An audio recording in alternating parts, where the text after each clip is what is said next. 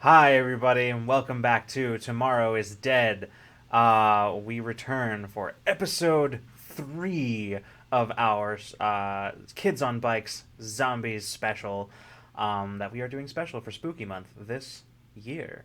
Um, as we've said before, not much we can tell you about announcements right now because you're seeing this in the future. For right now, if you want announcements about what's going on here at Rule of Lore, you can sort of peruse our Discord and/or our Twitter. Probably Discord is going to be the most accurate place right now. If you want to know what's going on, head on over to our Discord, which you can find links for in the description down below. This is a weird one because I'm not used to being on YouTube, so like streaming for recording for YouTube. Anyway, and yeah, and if there's nothing obvious there in the Discord, you can always ask questions, and somebody will be happy to answer them. Um, yeah. Okay. Well, without any further ado, let's get into it. When Zombie, zombie, zombie, zombie, zombie, zombie. what? Sorry, Scriv. What are we doing? What are we? What's happening? Zombies and bikes. Wait, we're playing kids on bikes, but we have no bikes. Not yet. Zombies and don't. Okay. vans. We Yet. have a van. Y'all literally went to a sporting goods store. Anticipation. Y'all literally went to an outdoors like store, and you didn't get Grab bikes. bikes. We didn't. Bikes make you so much more vulnerable in the zombie apocalypse. Yeah, I we don't have know. a van. But they are That's quieter. armor. They are quieter. Also, Yeah, but if a zombie comes flying at you from out of nowhere, like what is the bike gonna do? Nothing. You're exposed. that's some fair points all around. When we left off, our four kids here had come down from the mountains from their end of high school camping trip into a world that had been irrevocably changed, overrun with zombies.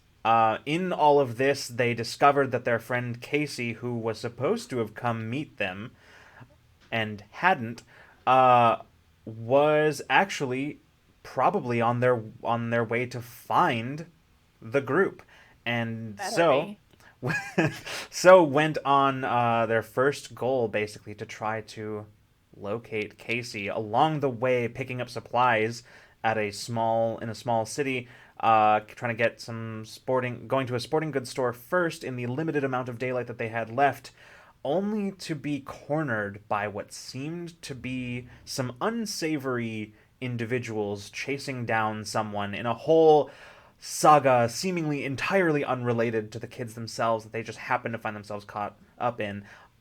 Thanks to some light arson from Maisel, the group was able to escape from these assholes with guns. yeah, assholes with guns. That's probably a good way to put it. We're able to escape, head back out onto the road, and continue their search for their friend. So we will pick up right now. We'll say as you all drove through the night, taking it in shifts to sleep and drive. We will pick up probably. We're gonna go with like it's fully well into the following day. Okay. So y'all have been driving for hours now. Um, there is uh, there's definitely been a lot less sort of conversation as y'all have been mostly focusing on just kind of driving, staying awake or sleeping as the case may be as the day goes on. Where we pick up now, y'all are driving through some sort of like hilly country. Not a whole lot of trees in the area, mostly sort of dry scrub. Um, but the view still surprisingly obscured as you've got sort of as the highway itself cuts through area and winds through areas of just extremely hilly country. Um, as you drive for a while, let me ask you this question. So it's probably about mid afternoon, probably moving in on late afternoon. Who's driving right now? Sure. Okay, Frankie. All right. So Frankie's driving at the moment. Um, and so Frankie, as you're driving through this area, you're kind of like keeping a glance down. Like you filled up at the truck stop on your way out of the town. I believe that was Richson.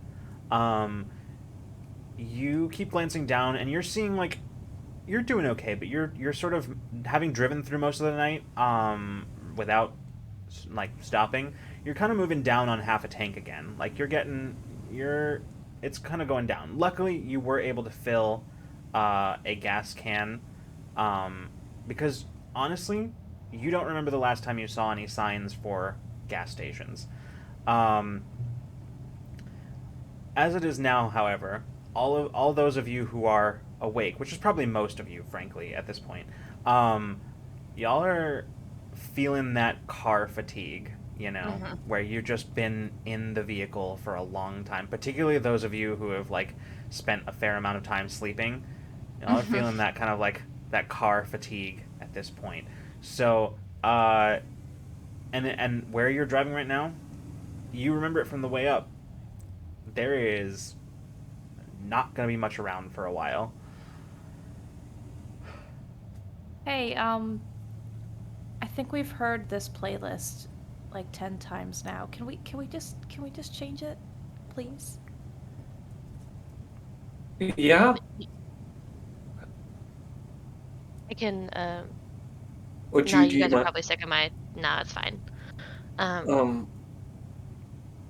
Uh. Give me something that screams it's the end of the world. We have an aux cable right in here. And yeah, there's an aux cable. Would you do you have something on your phone? We can just hook it up. I got it. Oh yeah, thank you. I think we might have to. I'm kind of a little bit like I feel like I've sat here for ages. Yeah. We Yep. might need to like take a moment to stretch our legs if that's all right. Yeah. I mean, As long as there's nothing around, right? Like. Look There out is- the windows. yeah. Was it looking fairly clear if we were to like I mean, pull yeah, over for a comfort break? there's honestly the last time you saw any of the dead walking around was hours and hours ago. Hell yeah. And it was just like it was just around the time it started getting light out again, and it was yeah, there was like one or two of them. Cool. Yeah, let's stop over and like just like stretch our legs, go for a walk to wake up, cause whew. Oh boy. All right. Find Yeah. a place to pull over. Honestly, literally anywhere is good here.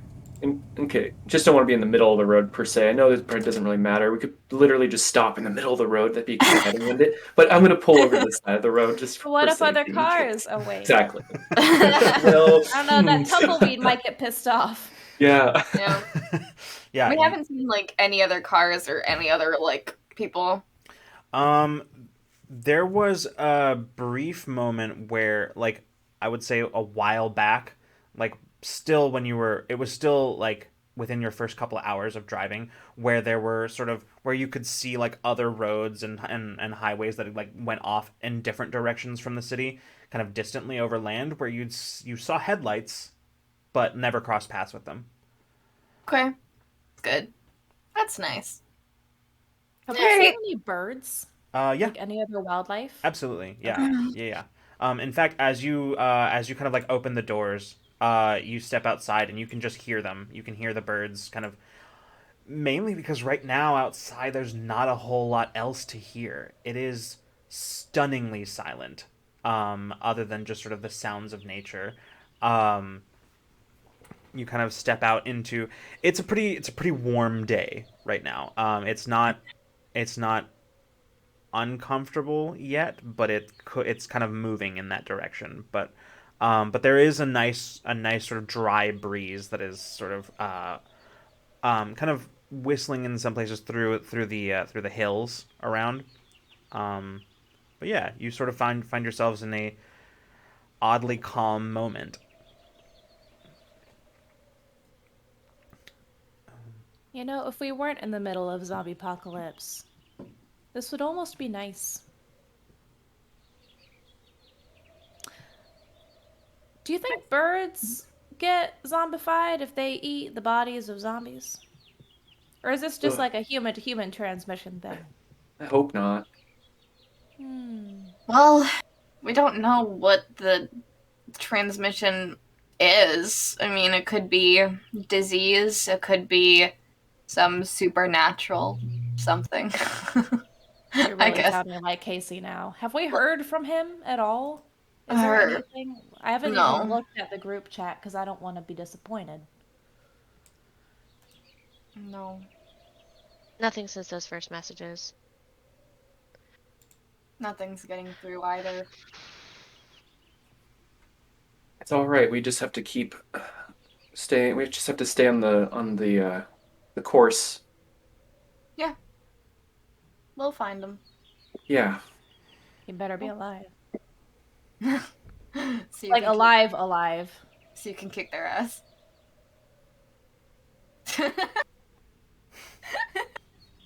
I didn't say it. We were all thinking it. It's okay. Kit is like looking at her phone and like carefully putting together a playlist while they're sitting there. Aw. That's very sweet. I mean, Um, yeah. Let's stretch our legs. Let's Yeah. let's go look at some of these birds. um, it is, it's about 4 months ago, Maisel. And you have, you're kind of sitting in your room right now. Um, you have your books open, because you have a big test coming up. Pretty important one, actually. One that you have yet to really sort of sit down and fully study for. Um, Mainly because a whole lot of things have happened, with other people in your life right now. Um, Various crises that you've sort of been jumping from one to the other to sort of help out. And right now, the current one, um, Casey has been blowing up your phone. Um, just like currently, the current state of things is that Casey is trying to find somebody to replace them, as sort of head of D&D club next year. As sort of the school has basically made it Casey's responsibility to do so. Um, and Casey is freaking out. It's one of their moments where they get like really in their head about things and is kind of freaking out. And makes it really hard for them to see any sort of positive side of things. Um, and the latest one, as you sort of zone in for a little bit and you start like getting like reading some of the material, and then blink, your phone blink again. And just Casey, just the thing is, it's just like, why do they have to make us do this? I like, shouldn't this be, if it's a school sanctioned club, shouldn't it be on the administration on some level or somebody? Like, don't we have a faculty advisor? Why don't we have a faculty advisor? Like, just like, you know. I'm gonna let the string of text like the every thought comes in a separate text. I'm just gonna let the string of texts like finish, and then I will text back. Well, I mean, yeah, we probably should have had a faculty advisor, but we're a really small club and there's only so many teachers. But if a teacher would have done this, they wouldn't have been able to find the perfect person to be able to take over as much as you would. You know this club best. So it is a shitty responsibility, but one that I know that you can take care of. um And I'll just tack on, if you need any help finding anyone, let me know. And a little smiley face. yeah, you see like little dots appear, and then they stop, and they come back, and then they stop, and then eventually you get back a text like, actually, yeah, you think you can come over and help me draw up a roster? just so that I can start ruling out candidates, narrowing down the list. I'll look at my test, the review material, and like, uh, yeah, I'll be over there in a sec. I'm gonna bring some of my study stuff, but yeah, I'll be there to help and pack up my stuff and head on over. As you're walking downstairs, you can see your dad is just sort of like is sitting at the kitchen table, currently just sort of like he's doing the bills right now. He's got all them all in like piles that are just sort of like organized around him. He kind of like looks up. He says, "Hey, you heading out?" Yeah, gonna go study at Casey's place. All right. Did you get you, how you feeling about the test tomorrow? You gonna do all right? Yeah, great. I looked over a little bit before, and me and Casey are gonna go study right now. It'll be good. I think. Little behind, but you know me. I got this. All right. Yeah. No. Definitely. Yeah. Well, good luck studying. Don't study too hard. Um, and yeah, I'll probably be right here when you get back. Yeah, I'll look over at things, at what all of the things are. It's like, do you need any help with anything? Oh, no, no, no! You go study. I'll take care of this. Yeah, don't stay out too late, okay? Okay. I want you to get some good rest. Yeah. The sleep is the most important thing when it comes to tests. You can only study so much. You got it. Yep. All right. Have fun. Thanks, Dad. See you Alright. later. And he goes back and goes, now where the fuck did I put that? And he like starts like, um, he yeah, he goes back to that as you leave the leave your house behind and walk up the street. Um, it's hours later. Um, it is almost. It's probably I would say probably like 11:30 at night. Mm-hmm. By the time you finally are able to like get Casey like calmed down and feeling good about their choices and Mm-hmm. narrowed down choices. Um, when you sort of walk back into your room, Mm-hmm. um, y- I think needless to say, Maisel, you didn't get a lot of studying done. No, I had the books open and I was like looking at them while Casey was like rambling, and then I would like help Casey, and like then I would like look at the books, but I was never able to really like get in the zone and like do flashcards and things like that. Yeah. The pressure is mounting. Um, this test is tomorrow, and you haven't had a single moment where you've been able to sit down and study. Um, in in this moment, Maisel, what's going through Maisel's mind? What was happening in Maisel's mind at this moment? Um, well, Maisel comes home and she sees the her dad's only like half finished with the bills and it's all still strewn across the table, and she kind of just like absentmindedly like tidies that up and then like goes upstairs, throws her bag on the ground, and just kind of like opens it, takes out the study material, looks at the clock, and just kind of like sets her head in her hands and is just, I just need, it's okay, it'll be okay, it'll be fine, you're gonna be fine, and you've been paying attention in class, it'll be okay, you gotta sleep because you gotta wake up early to go and pick people up to go to school, so that sleep is the most important thing.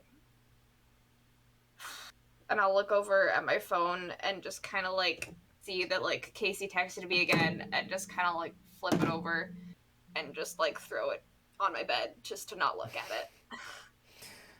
it.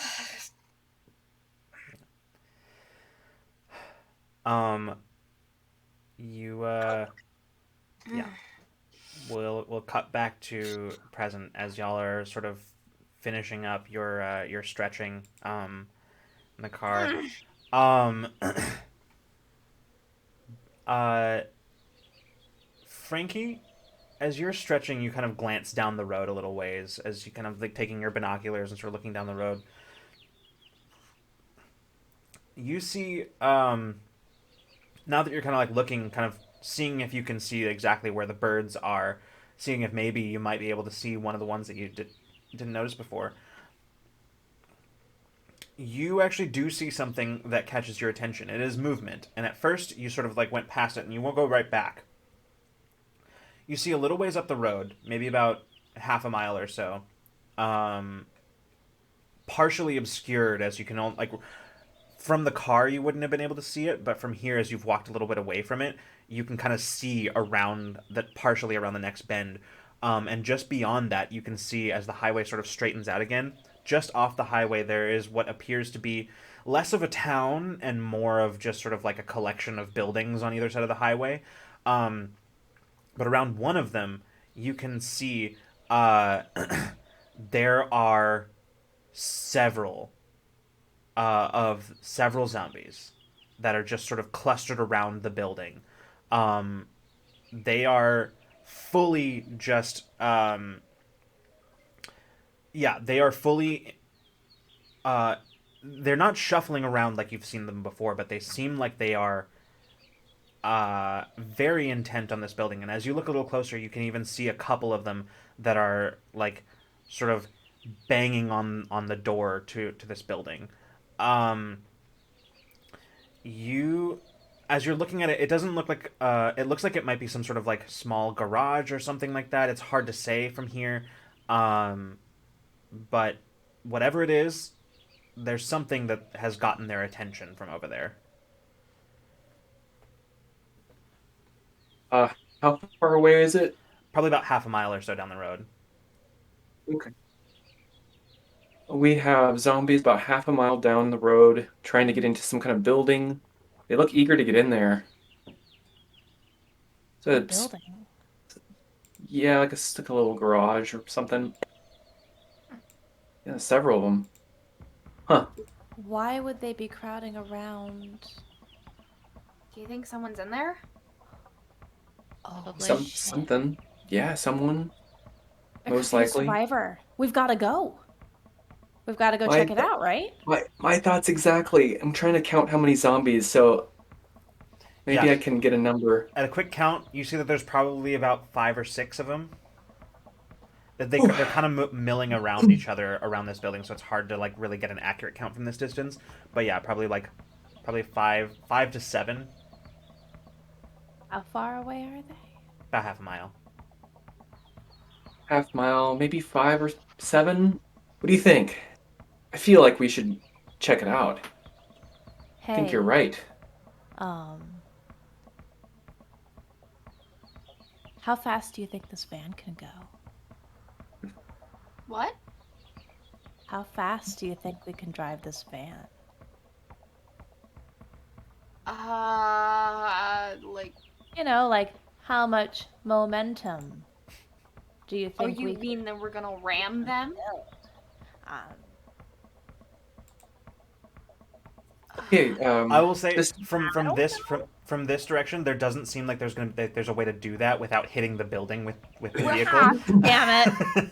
they're I had Yo. it in my mind like it's a straight road I mean, it into is. this. It's sort of windy until you get there, and then it's sort of a straight road. There's a collection of buildings, but you do have to get off of the highway. So in we'd order have to like, draw them away from the building, really. possibly. Yeah.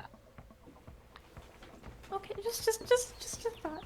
oh I well. like where your head's at for. I like where your head's at. I mean, you blast music, you honk the horn, draw them away, get them on the road, then just get them. I mean, Like just get them her- on the road, and then they're following the noise. Like we don't even have to. We can just distract them away from the Yeah, building. and then- okay. That's And it would true. probably damage the van. That's fine. It was a dumb idea. It's okay. Maybe then just- the person. I liked it, Get out. I liked it. It's just but I wouldn't be the one It to would do it. It's take not a my It lot. wouldn't vehicle. work.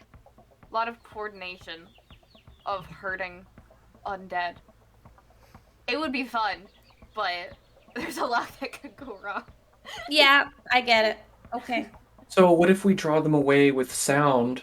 Mm-hmm. A couple of us on foot go and see what's in the garage. Who's in the garage? And then meet up, Yeah? maybe? It does look like basically like you could from here as you look a little closer. It does look like from what you can see, theoretically the van could probably make a solid like circle, like on some of the side roads that go off of it in this sort of small collection of buildings. So that's theoretically possible. You could you like lead them around the place while a couple people check it out from behind. You know. That would work. And the zombies great. can't run fast enough to properly catch up with the van, right? Yeah, I mean, yeah. And we have weapons, and you guys can go hopefully faster than them. We've been able to avoid their shambles so far. Yeah. I don't mind going being the ground team. And Same. Frankie kind of pulls out the hatchet. Yeah. Yeah, just in case anybody's, scared in there. I don't mind going either. You're I just guess I'm driving. you're the best. The way you definitely got out of town last night, that was That was impressive. really impressive. You are an incredibly good driver. I can do that. That's fine. Thanks. I don't want you to go alone, though. Splitting the party with only one person alone is a bad idea.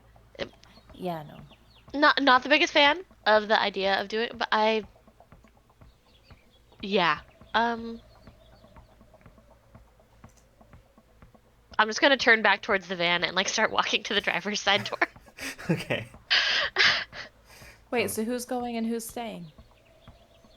I don't At the know. van. Somebody decide. I'm not making that decision. I'm just getting ready.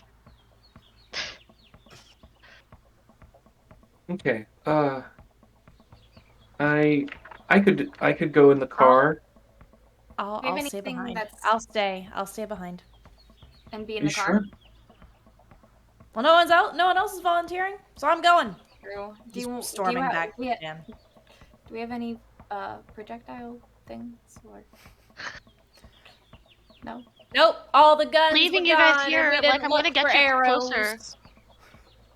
Yeah, I'm okay. like standing on the like ledge of like the entrance to the car with Yeah. like my arms on top of the car, like You're right. It looks closer through these. I got confused. Oh, I'm coming. Yeah. I'm coming. We're gonna run all the way. Yeah. around. All right. How So about half mile? y'all pile up into the van as Kit drives you closer. As you get close,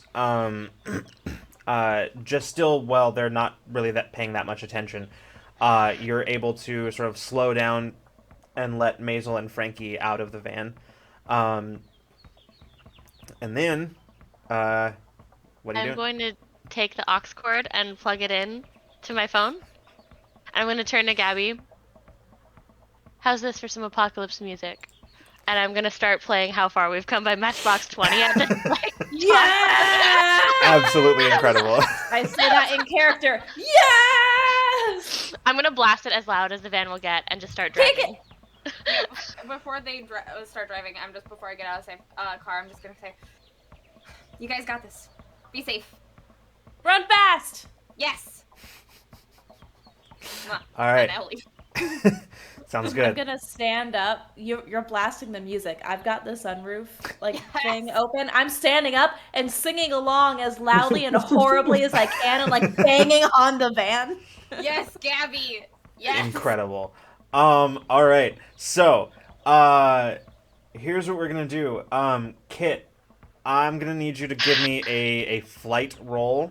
to sort of basically, because what you're trying to do here, you're getting their attention. That's not the hard part. The hard part is staying just enough ahead of them that they keep following you, but not so far that they lose interest and turn back, or worse still, notice Maisel and Frankie. So, as you drive this macabre little parade around the town, go ahead and give me a flight roll. You're gonna need a 7 on this. I'm gonna take half. Fair roll. That's Perfect. my D20, man. Absolutely. Yes. All right. Yes. Incredible. So no big deal. You start, like, as you approach, you're just blasting this music out. They immediately start kind of like turning away from, sort of slowly away from this. What you're seeing now is less. It looked kind of more like a garage from the distance, because it's like several buildings like kind of clustered right up against each other. But really, it's more of a tool shed than anything else. And as you drive, you kind of pull off the opposite side of the highway, and they follow you. They start following the van across the highway. Meanwhile, Maisel and Frankie, back a little bit. Y'all are like watching this from a distance, sort of from a relatively safe distance, watching the zombies following the van, like the most uncomfortable little trail of ducklings. But yeah. Are they moving very fast? Are they agile, or are they? Some of them look to be a little faster than others, but most of them seem to be shamblers, pretty much. Like, Good. some of them are a little faster than others. Might just mean they're a little fresher than the others, but who knows? They got a little more juice to them. Gross. Oh no! Fresh, juicy zombies. Well, that's the end of our show, everybody. See you Well, never. That's it. Gabby's going stir crazy. Man. All right. A lot of anxious energy to get out. Okay. All of us, really. Yeah. Well, here's what I'm gonna need. I'm gonna need some grit rolls from Frankie and from Maisel. You're gonna need an 8. Ooh. Oh, I could just take half, right? You could, yeah. You could just But take half. I don't want to. I like rolling All right. because Let's there's do it. adversity tokens in failure. Mm-hmm. Yeah, and that these are definitely planned actions because, like, you 100% planned this ahead of time. So 7. I got a 7. This thing Right? exploded! I exploded! I got a 6! Okay, hold on. Hey. Nice. No! no. No, the ground team's already we're already 2 down. 7s. Is that what just happened right now? Do you have an adversity token? I have 1 adversity token. Yeah, Okay. I do too. I feel like this is important. Yeah. Is it okay? We planned this, so I mean, yeah, you can spend adversity tokens on yourself even if it was a snap decision, but it is a planned action. So Yes. I'll I'm gonna- spend the 1 to get 8. Fuck. Can I donate an adversity token? oh, absolutely, yeah. And have that playing through, like me seeing them kind of acting a little bit unsure and just screaming louder. Yeah, like you could. Okay, absolutely, absolutely. So I'm shouting through that traffic cone. absolutely. So you see as like Maisel and Frankie start kind of making their way forward, but you realize, Gabby, what they can't quite see from their angle, that they moved a little bit too early. And so you can see as like some of the zombies are starting to kind of slightly turn in their direction, and you just like reach down and grab the cone and just start yelling and like just like yelling the song. Yeah. Incoherent yelling of this song. So whoever needs that adversity token, take one. Yeah. So, with that, the two of you managed to avoid detection by the zombies as the plan continues going on. The cluster of zombies beginning to follow the van in a very sort of slow move around around the town. It's not so much a town, like I said. It's sort of a cluster of buildings on the side of the highway. So you'd guess as the two of you run up towards the shed, you guess that you might have about maybe 3 minutes or so before they come back around. So, Okay. This would be a Acting- sick music video. Yeah. Just imagining It it. really would. yeah. So the two of you like rush up to this tool shed. You can definitely hear the sounds of like somebody inside, like sounds of movement inside. Glancing around, you're not seeing any other zombies immediately around. However, I will say that you can see others that were not around this being drawn by the loud sounds from the van. Joy. Crap. Okay. So, Are you okay? Is anyone there?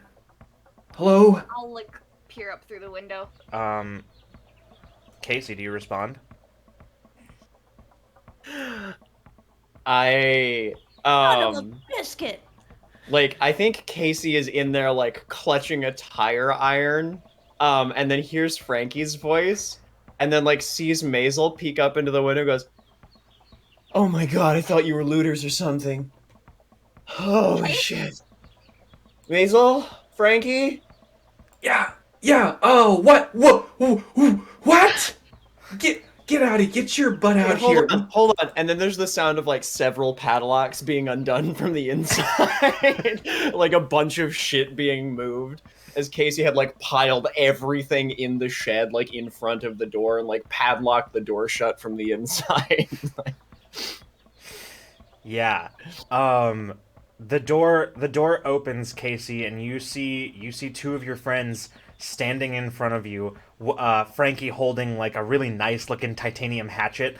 Maisel holding, what is it, like hiking poles or like Like a hiking pole with a stabber on the Yeah. bottom. Yeah, Casey is holding what Maisel would recognize as the old rusted tire iron from Casey's trunk. Like Casey's car's trunk. Casey, you can also like you heard the music being blasted loudly, but as you like look over, you can see it's Maisel's van, right? Mm-hmm. Yeah, you can see Maisel's van, and you can see Gabby like with this bright like orange traffic cone yelling at a procession of zombies that are following around the town. Oh my god. There's definitely more of them here. So we should probably not stay. Oh, They're- they're coming. I can see them. Yeah. But we gotta like turn around and come back.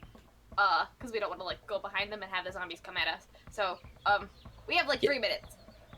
Right, good, yeah. Where are we going? Where are we going? Well, we were going to find you, but And we did that. Yeah, right. Wow. Good. No. I'm glad about that. I'm glad that you came and found me, but like where are we going like right now? Away. Away from these zombies. Real quick, before we get too far into this, John, tell me what does Casey look like? Describe your character. So Casey is like a cool like just shy of like 5.5 feet tall. They have like shaved sides, like square, like rectangular kind of glasses, a little smudged, because they are like constantly fussing with them, and then like they get fingerprints all over them, and like it's a whole process that's constantly happening. They've got like a little shock of kind of very blue hair on the top of their head that like it's been probably a few weeks since they like had it, like a couple months since they had it like dyed, so it's like starting to grow in brown a little bit at the roots. Some like dangly earrings going on, a couple of like things along the top, and they've got like a very loud like overshirt on, and then underneath it there's like an SCP Con t-shirt that looks like it has been worn for several days now.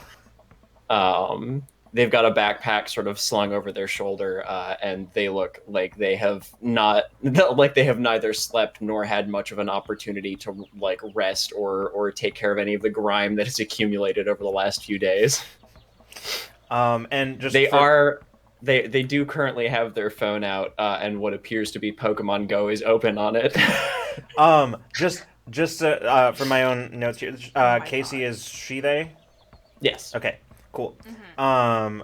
All right. So yeah, you take in the appearance of your friend who you haven't seen for a couple weeks, um, and yeah, very very Casey. Yeah. Yeah, surprisingly, Pokemon Go still works. I don't know why I can't text or call anybody, but like apparently that hasn't gone down yet. So like at least I was gonna catch a Charizard before they ate me. What? Excuse what? We'll cut over to the van at this point. As Kit, you are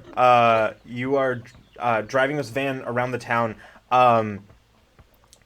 There is a moment as you are driving it, you realize that the zombies that you saw clustered around the shed were probably not the only ones in the vicinity. As you see them starting to kind of come out from buildings, you even see one like come through a window, just like tumble out the window, and then slowly like stand up and God. like, yeah. As you begin drawing a lot more attention than you intended, doing this, uh, Kit, as you're like noticing this, I will also say that you feel something as like the van hits something, not collision, not like a collision. It feels like you rolled over something, but then you can hear and feel something in the tires. And as you look out the window to see what it might have been, you can see like you know those like construction net things that they sometimes have, like bright orange kind of like mesh kind of plasticky looking stuff. It's that kind of stuff that seems to have gotten wrapped around like one of the tires. Shit.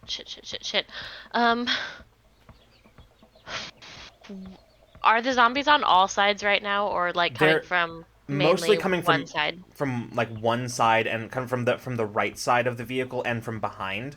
As the road that you're on kind of borders the buildings, so there's not too much coming from the left side.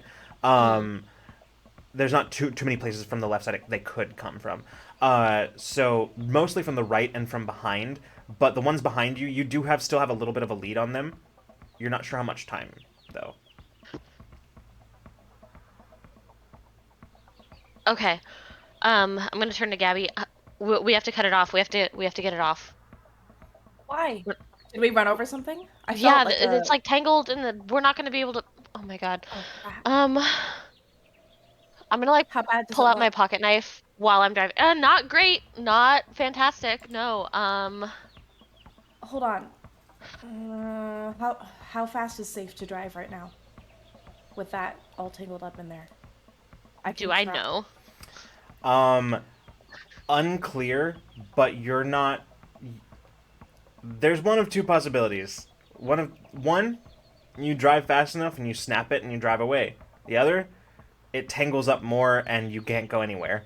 And maybe the vehicle stalls out. Who knows? Let's not Yeah, I don't. gamble with that one then. And are there I'm zombies gonna turn like, the music right off. I'm up just with gonna the van? unplug Yeah. the cord. Yeah, Yeah.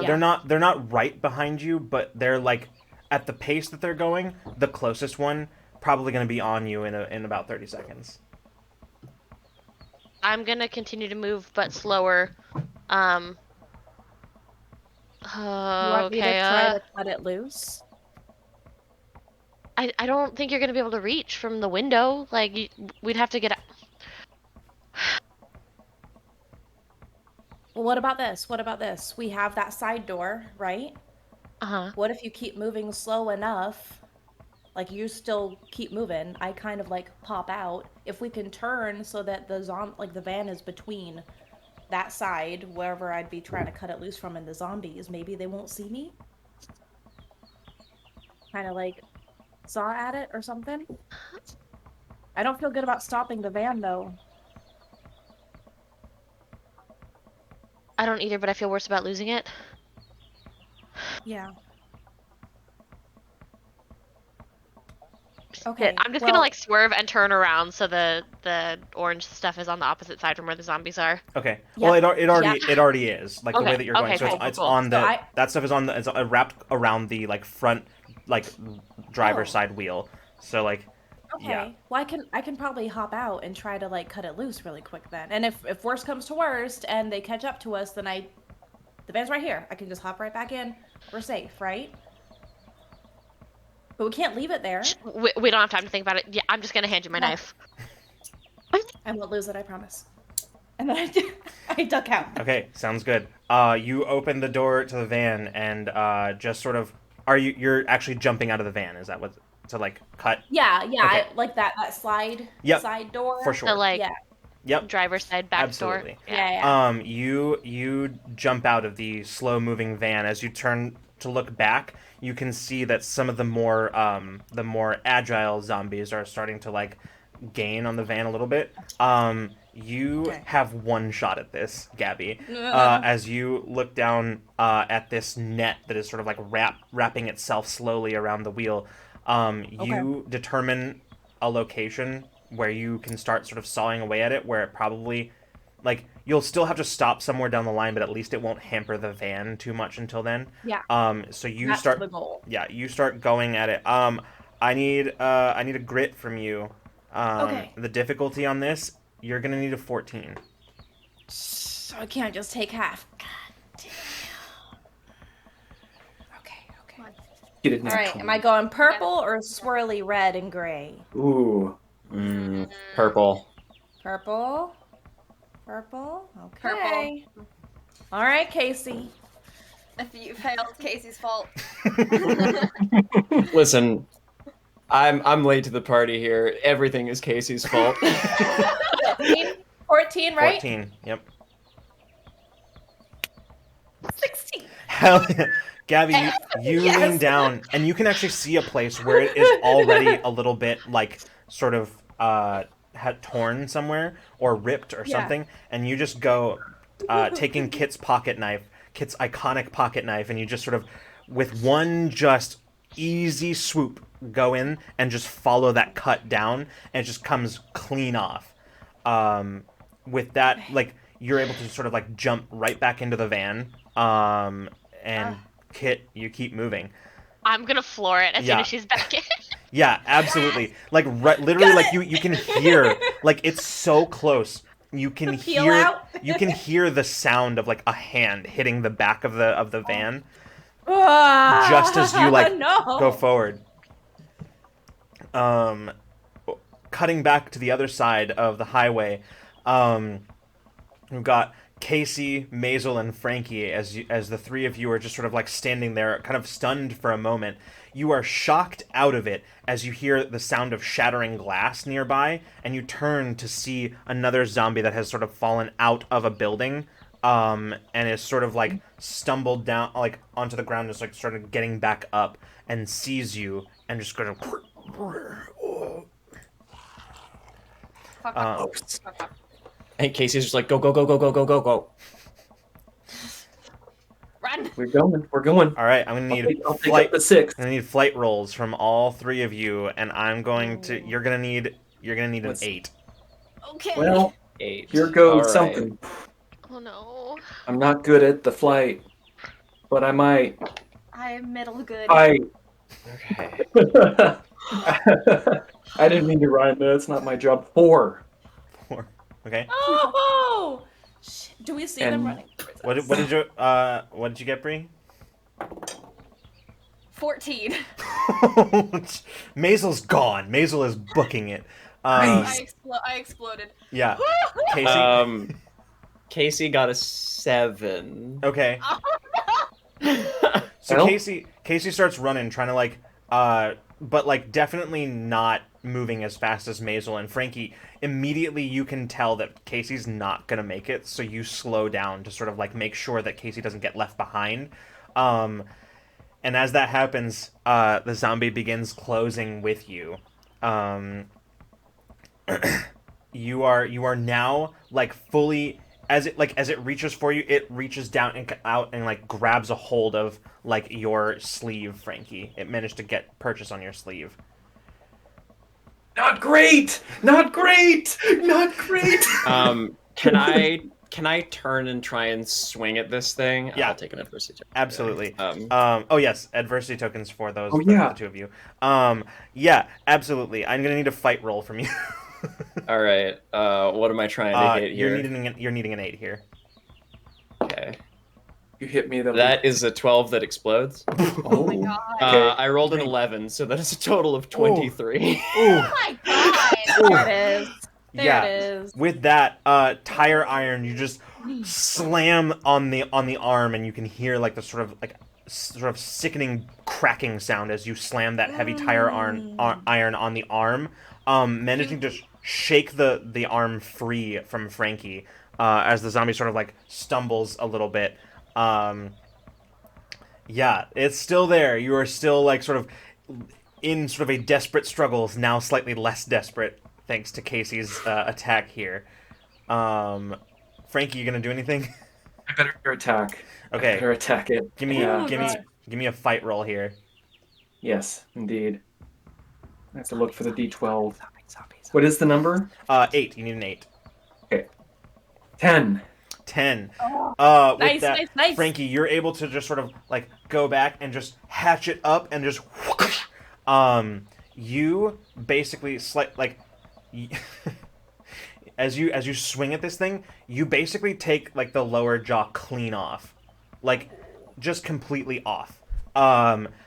As it like tries to get at you, you can see as it's trying to get at you, but you know that thing is more or less harmless now on its own. It could still hamper you and slow you down, but it's not going to be biting anybody ever again. Yes. We run. I run at least. Yeah, absolutely. Yeah, Are we ready to go? Let's go. Casey books it. Like That was an impressive hit. Well, wow. mostly nice. Thank adrenaline, you. I think. Like I appreciate it. Yeah, no, it's a lot of that going on right now. I just start trying to I run back to the road and just start waving as much as I can to to let them know that we are good to leave. Sounds good. Kit, you kind of as you're like turning the corner, you can see the highway once again, and you can see 3 people. And actually, from here, you actually do recognize Casey from here. You see Maisel, who's standing a little bit ahead of the others, just like waving you down. I'm gonna drive towards them, and as I'm driving, I'm gonna do that thing where you kind of get up while you're driving with your foot still on the pedal and lean over, so I can open up the doors on the passenger side. Absolutely, yeah. I can help. I'm right there. Yeah. Both hands on the You go in wheel, the Misty. Yeah, get in the back. The van pulls Oh yeah, up. I got the back. The van pulls up to the 3 of you there standing in the middle of the highway as this procession of zombies, now going from a procession into a mob, begins sort of continues to following. Oh no. Y'all jump into the van. Yeah. Okay. Absolutely. Yeah, you pile in, closing the Flash door. be pulled in. Yeah. And Kit, I'm gonna need one last flight roll from you here. Get it. You're gonna need an 11. Come on. Okay, yeah, I'm gonna roll then. Mm-hmm. That's an 8. Okay. Oh, Do you have any adversity tokens? Yeah, I have 3. Should I spend all 3 on this? If Yeah. yeah. is it possible? Is this a planned action or a snap decision? I sort of think, reasonably, I would say this is a planned action. I'll pitch 180 at you if you wanna go for this one. I would love that if that's okay. I'll use one Alright. as well. Okay. I can use 2 if I nobody's can able I'll to. throw you one. I'll Okay. go back down to 0. I think Casey's help more or less is there's a roadblock on the south side of town. You have to take a different turn there, Mhm. Cool. Yeah. Maisel, how are you helping in this instance? I jumped into the passenger side and just sticking my head out the window just to see where people where the mob is coming from and just kind of directing where to avoid or Sure. what's catching up and what whatnot. Absolutely. So yeah, with that, Kit, it's sort of a struggle, not quite as clean as your escape from the city last night, but you were able to pull away from these zombies. A scene from an action movie it is not, but you did get out. You do get out. You get back onto the highway Oh. and just peel away. Once I'm out on the highway, I am going to like speed up and just put as much distance between us and that like horde as possible. I'm gonna turn, like, kind of lean forward to you, Kit, and say, "That was amazing. You're a badass. Can you please teach me how to drive like that?"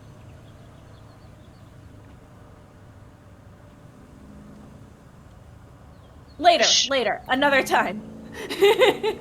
Obviously not right now. You put your foot on the gas and you just go for it. There's no. Oh, okay. Is that it? Okay. It just.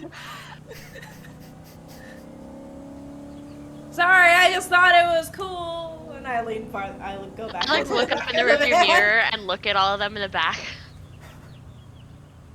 So you're alive.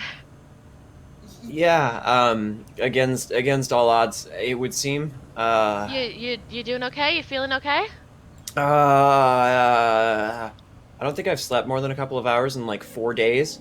But like, other than that, you're okay, right? Yeah, no, I haven't. Cool. Like, no, I'm gonna turn no. around and punch Casey in the knee. Ow! Ow! What the hell, man? Aw, you got her first. I can't. I mean, I would hit you back, but you're driving, and we do sort of need the car. Super need the car. Yeah, mine. How did you make We it? almost lost it, by the way, but it's all good. We're fine. It's fine.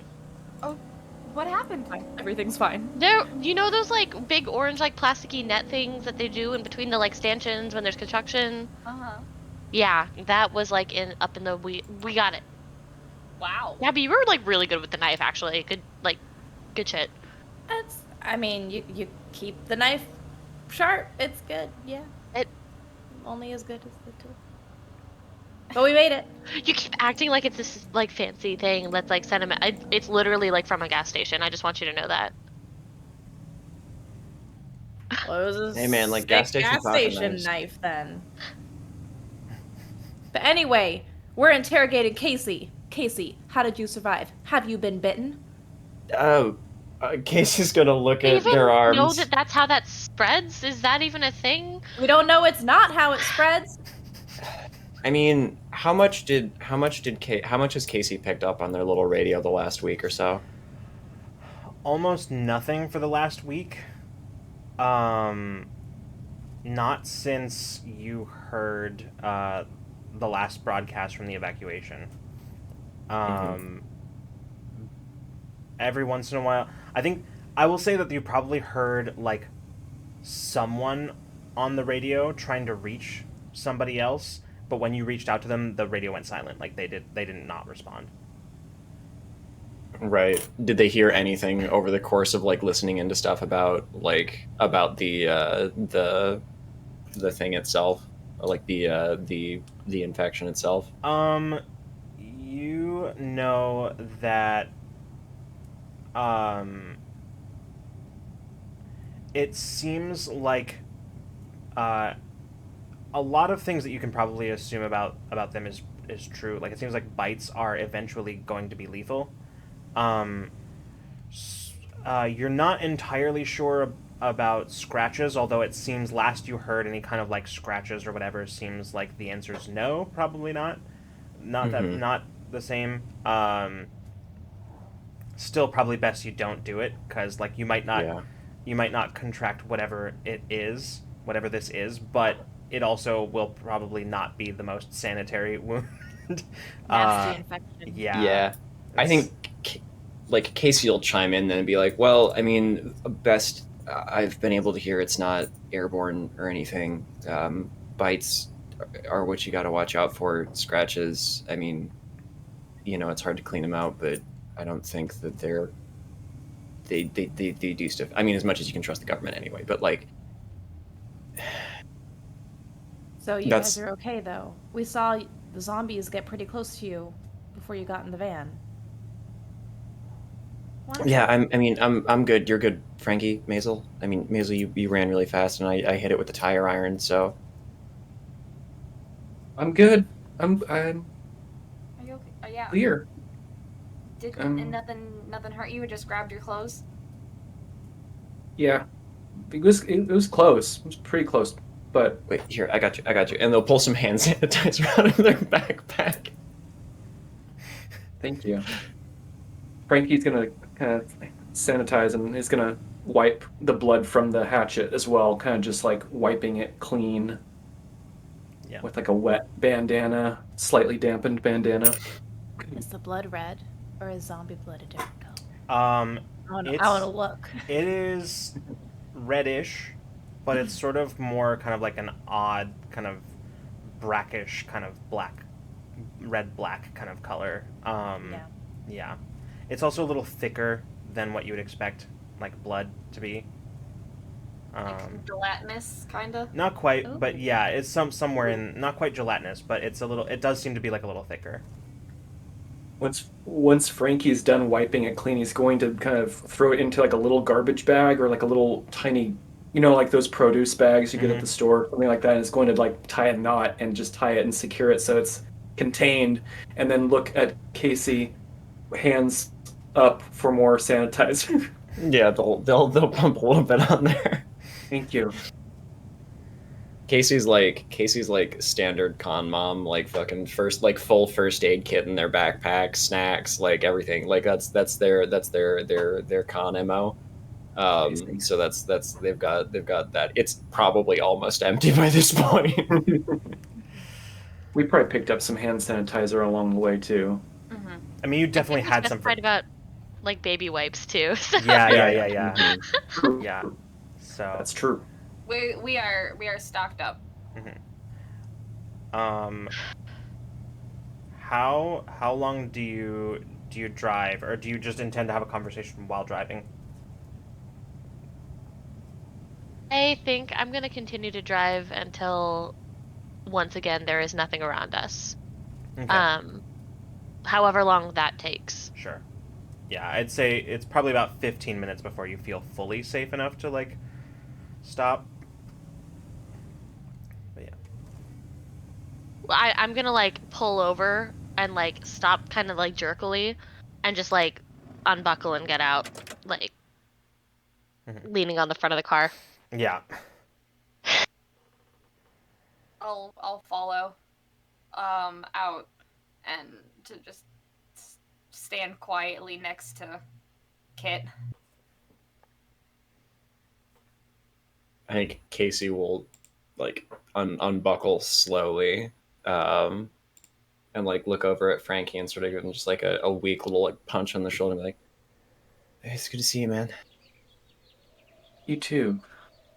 So we were worried. I was worried.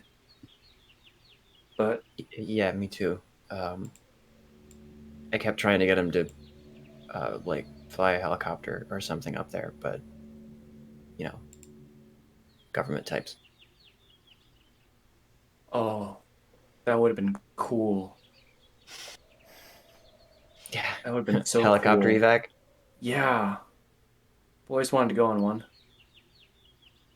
Why didn't you evacuate with everyone else, Casey?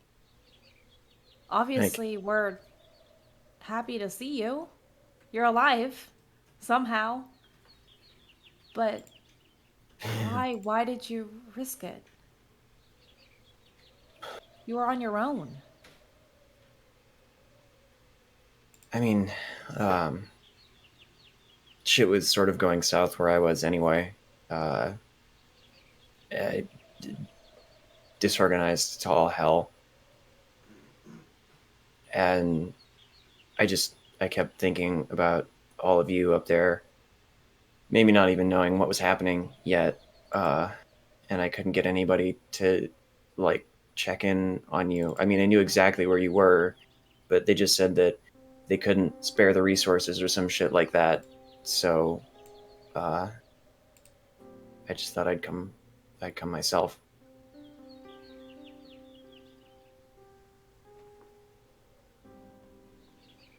glad you made it. Yeah. Yeah, me too. It's good to see all of you, I guess. Well, we have snacks. Got some food. I'm sure you could use a bite. Yeah, thanks. I'm starving. I had some food in my car. I snuck out of the quarantine zone.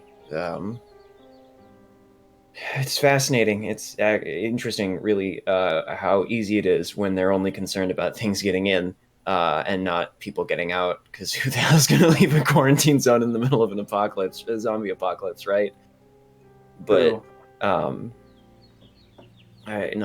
went and I got my car from the shop, picked up some snacks at a gas station, and then I had my headlights off. And as it turns out, in the middle of the zombie apocalypse, nobody cleans metal shit off of the road. So it fucked my car up a couple days ago, and I've been just on foot since then. Oh, here. Let me rummage around the back here. Springy's gonna undo the seatbelt, or maybe it was already undone. I'm not sure. It's going to like. No, he definitely had a seatbelt on the whole time. Yeah. Seatbelt Frankie first, would. then we drive. Doesn't care if it's the apocalypse. Seatbelt on all the time. There's Okay, takes the seatbelt off. Frankie, look in my Yeah. backpack. Okay, I here. think I have some like almond butter and stuff in there still. Oh, that would be great. So we can put that on like a. Do we have like tortillas? There should be. We got a bunch of You like still- dried stuff. You still like rice cakes and almond butter, Casey, or did the zombie Yeah. apocalypse change your snack preferences? Oh my god, I've been surviving on granola bars for 3 days straight. Gabby, you are a godsend. Well, whatever god is up there has been sending a lot of bullshit to the world, so.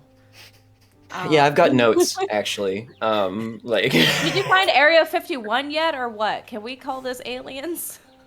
No, well, I mean, like, I've got theories, right? You know, as usual. But, I mean, there was that whole, like, radium crisis back in the 90s where they're talking about water stuff. And, I just like... give you a hug. Casey just, like, kind of mid-sentence is cut off, and then we'll, like, we'll just kind of, like, I think sink into the hug. As the sort of initial excitement and joy of finding your friend has begun to wear off, and the reality of her presence sort of sinking in, Maisel, how are you feeling right now? Well, Maisel is currently outside the car with Kit, and just kind of sitting there in silence, and is sort of trying to distract herself with making sure that Kit is okay. But the problem with that is that I think the reason Kit is not okay is a very similar reason as to why Maisel's not okay. And, can't stop thinking about the fact that, the first thing that Casey, like, said other than the, general, like, apocalypse stuff is, like, we don't have time for this, and also, like, that they were playing Pokemon Go. And that is pissing Maisel off a little bit. Yeah. We'll come back to that, but what about Kit? What's Kit feeling right now? Overwhelmed. She's just trying to cool off and decompress a little bit. It was a lot of anxiety, and she's not used to letting things get to her as much as that did. She's not used to feeling that panicked. So I think she's just kind of leaning against the front of the car, arms crossed, almost sitting on the hood of the car, and like just deep breaths, like trying really hard not to make eye contact with Maisel. Mm-hmm. Yeah, Maisel's not there to, like, talk unless you want to. She's just kind of there in solidarity, I guess.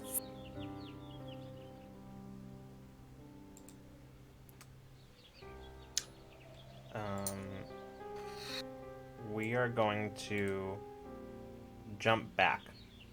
It's the day of the test, Maisel. And you are in the busy hallway of your school in between classes. Mm-hmm. And Jonah Crane is standing in front of you, just saying, "No, I'm just making sure. Like you." He kind of like looks around and says, "You want these answers, these test answers? Because I mean, look, I'm not judging, but that's you gotta understand. This is weird. This is weird." I know. It's just gonna be one time. It didn't.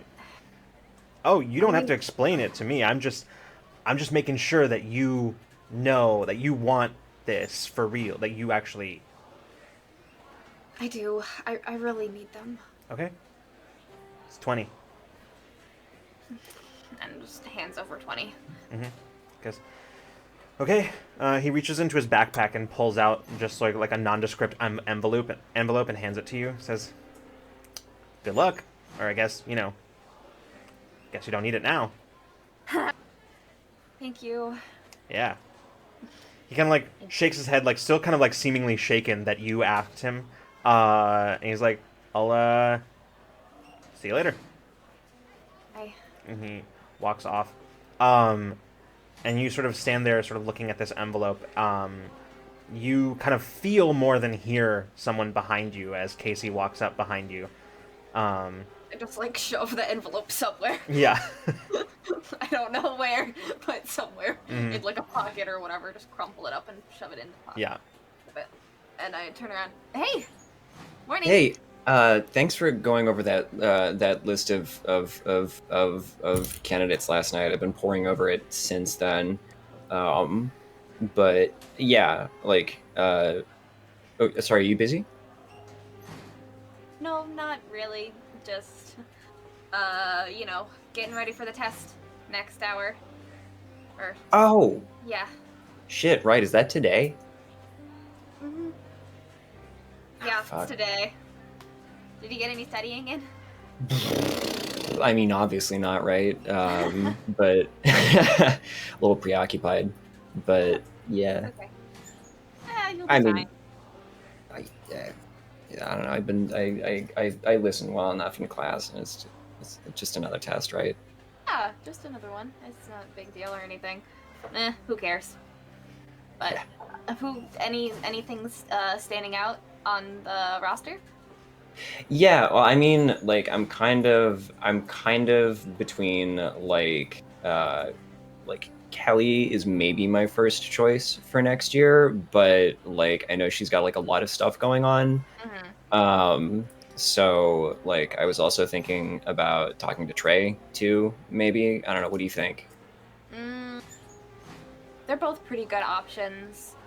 I mean, yeah, those are both pretty good options. I think I know that I don't know how much they like authority figures and stuff, but I do know that like I mean both Gabby and Kit are gonna be still here next year, so even if they don't want to be president, they might want to take over my role or something. Yeah, that's true. Yeah. I don't know. I'll keep giving it some thought, but Deadline's anyway. not for a while. We'll be able to figure it out. Yeah. Whoever you choose is going to be able to keep the club going, I think. You did a really good job revitalizing it, and a lot of people are really interested.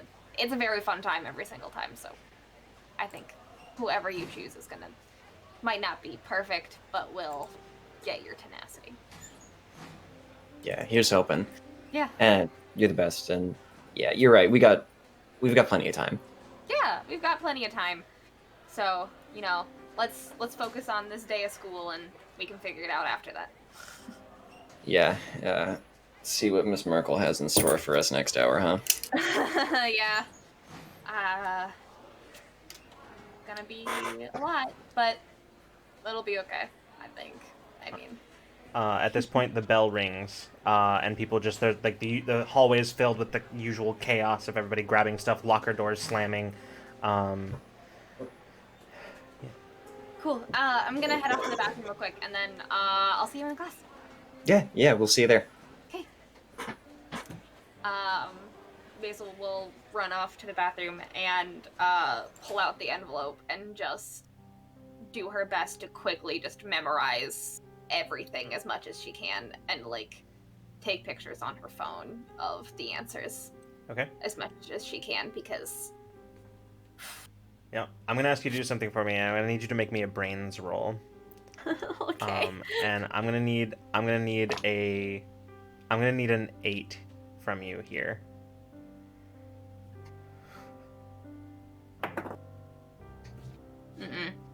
Okay. I got a 3. Sounds good. It's a few days later, Maisel, and you are, it's the end of Ms. Merkel's class. As everybody's sort of filing out, she walks up to you and says, Maisel, Hi. could you mind staying behind for a second? I need to talk to you about something. Sure. Okay. You can see as you take in her appearance, she is holding your what you recognize as your test. She says, "Why don't you close the door?" Okay. And with that, we'll come back to the present. As Maisel and Kit standing just sort of outside of the van, just sort of standing silently in each other's company. Happy to have your friend back, but a mix of complex emotions filtering in. And I think that's where we're going to take our break. Ah! That's a good beat. Dang. I came out of had that a shit zombie swinging. All right. Got emotions. We are going to take our break. We'll be back in just a few minutes, so don't go anywhere. We'll see you in just a little bit.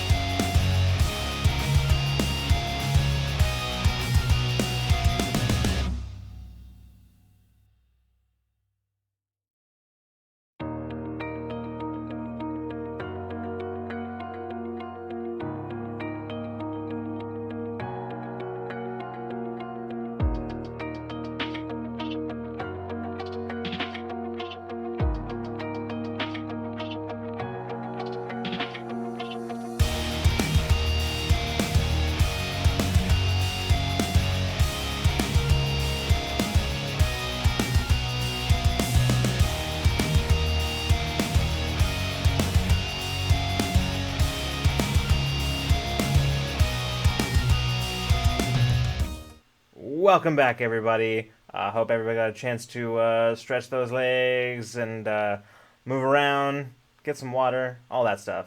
When we left off, the group had just successfully found and rescued their friend Casey, who was trapped in a tool shed, playing Pokemon Go of all things, in the middle of a zombie apocalypse. So after that narrow escape, which you seem to be getting quite a few of those under your belts at this point, you drove away a little bit, stopped on the side of the road to kind of recollect yourselves, and yeah, we come back in as y'all are sort of on the side of the road. At this point, I know Maisel and Kit had gotten out of the van. At this point, has anybody else gotten out, or are y'all just sort of waiting? I think Casey would get out of the would take the hug from Gabby and then would hop out of the car. Okay. And march around to the front where Kit and Maisel are. And would probably at this point, I think by way of greeting, like just like punches Kit a couple of times on the shoulder, and it's just like that was it was some pretty sick driving back there. Thanks, by the way.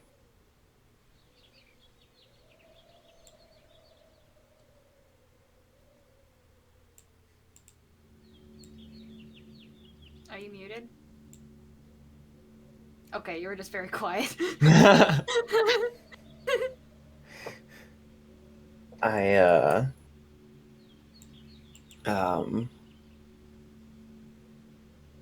glad to see the van and all of you made it in one piece. Yeah, we had no idea. All the service out there was terrible. We had no idea what was going on, and almost got attacked when we went to get gas for the first time. There was a terrible, yeah, it was. And then, you know, we got your text about What zombies. happened? Like, Yeah. I was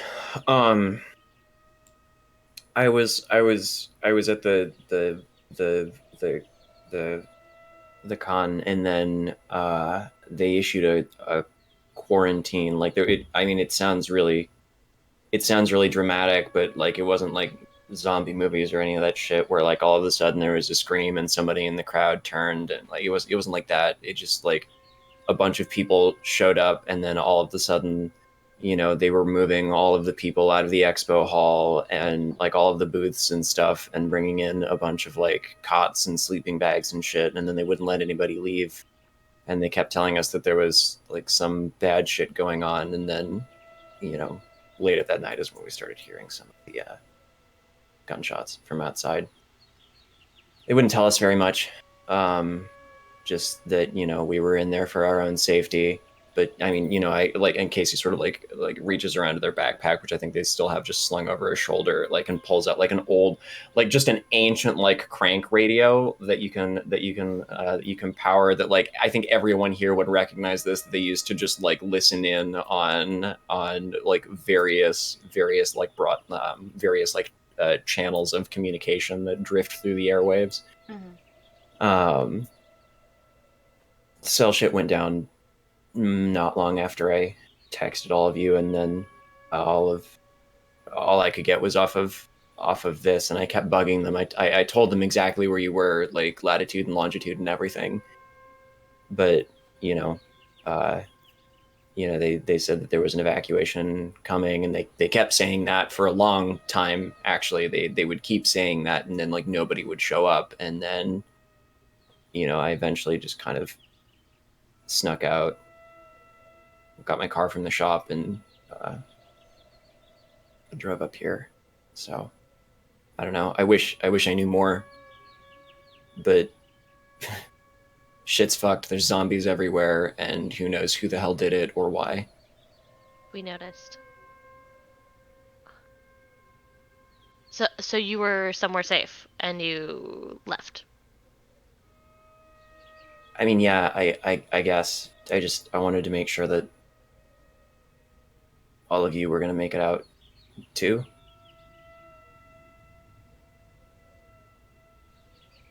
You're an idiot. You know that, right?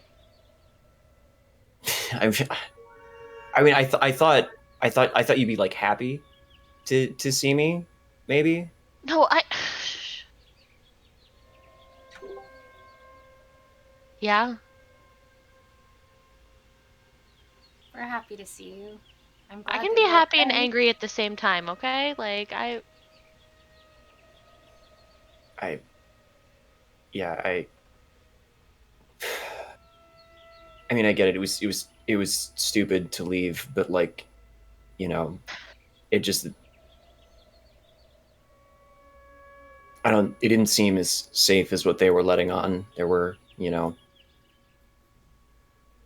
they kept telling us that it'd be like that the trucks would be here in a few hours, or that like a plane or a helicopter would be here in a few hours, and then I'd listen in on the radio and I'd hear them calling for whatever was supposed to be coming in, and nobody would say anything back. Like they were just feeding us a crock of shit. Like, and I figured, well, I mean, I could either just wait here for them to get through the guards outside, or I could maybe come try and find you guys.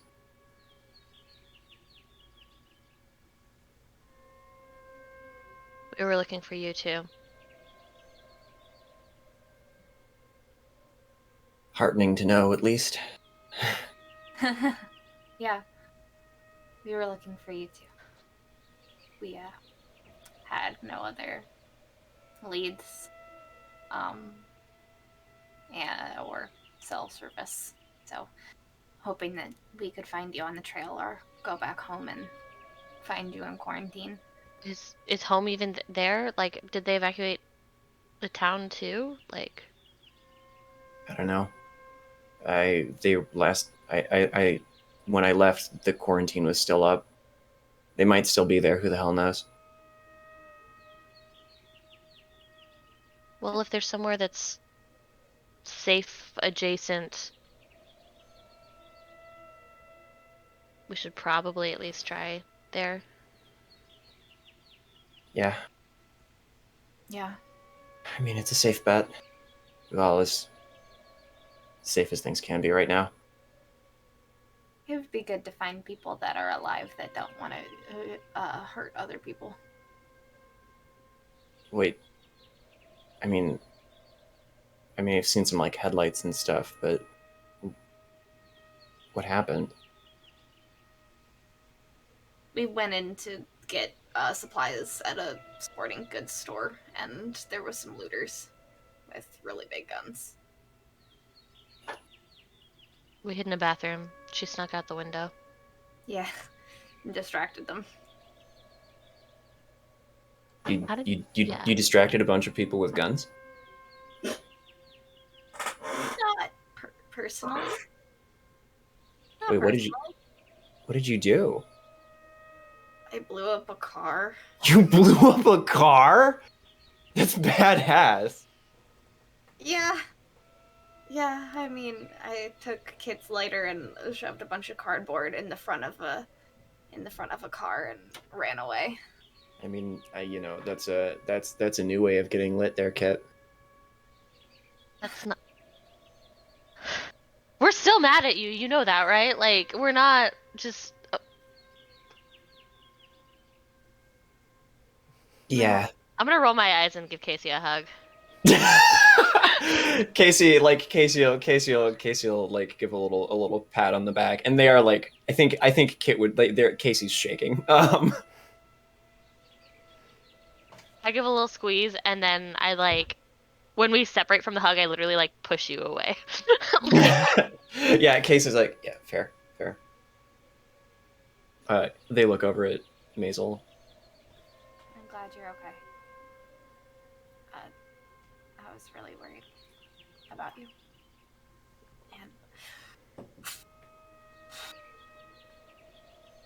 And when you didn't show up.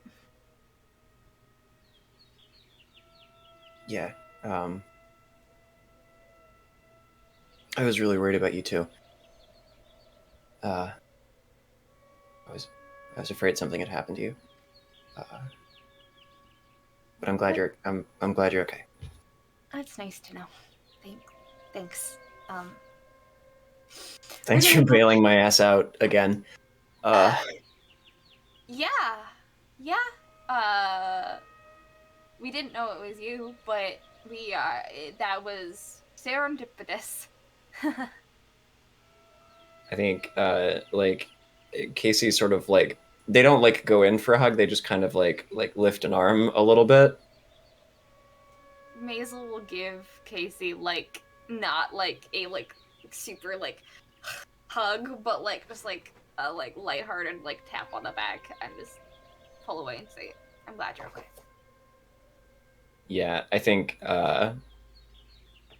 there's like a look as Maisel pulls away. I think there's like a little bit of like surprise and a little bit of hurt that Casey very quickly covers. And they just sort of like squeeze Maisel on the arm, like, yeah, yeah, you too. We should. I suppose where are we going now? I look over at Kit. Should we still try going home? Just to see what the quarantine is like, see if our families are there.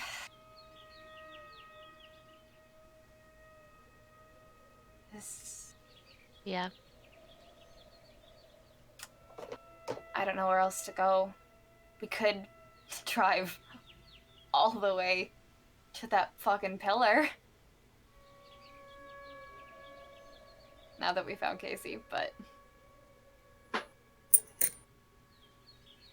No, Pillar? if there's somewhere safe. Oh, yeah, there was like a big thing sticking out of the ground, like giant, like.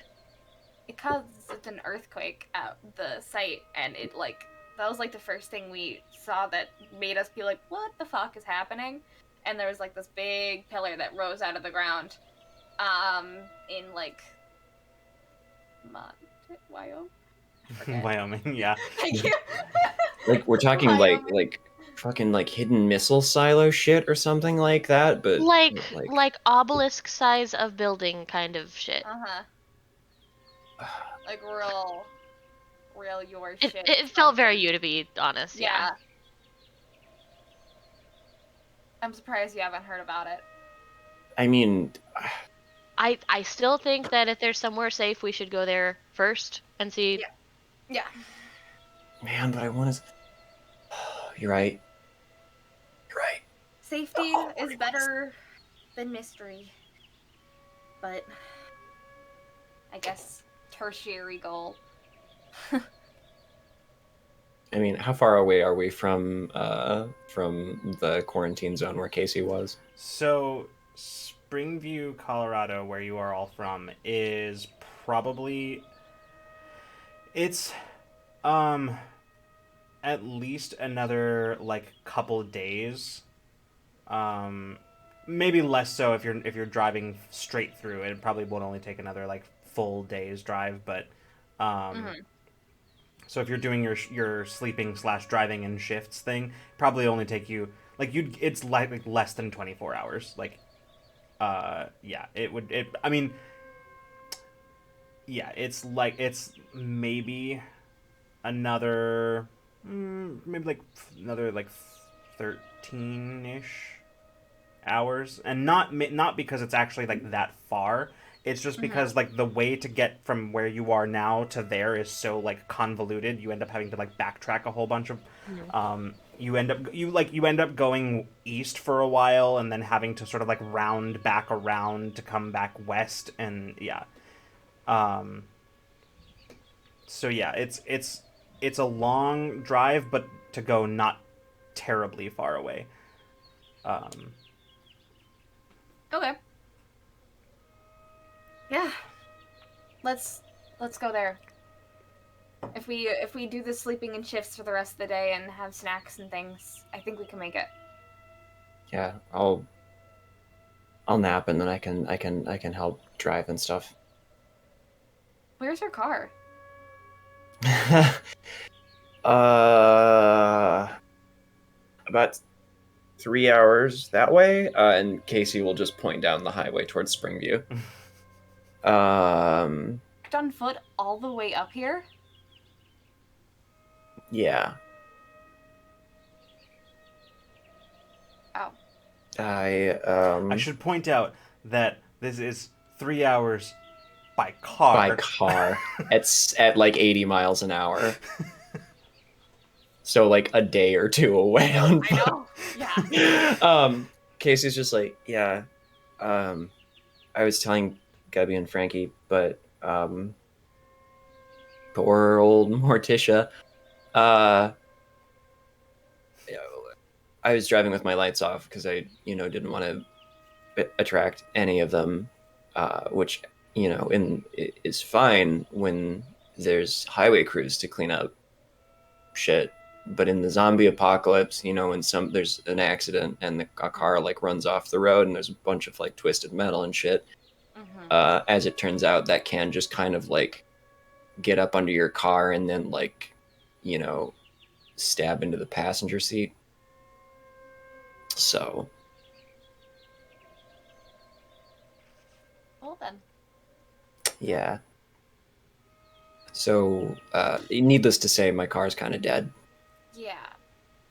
And not just because, the transmission needed to be changed.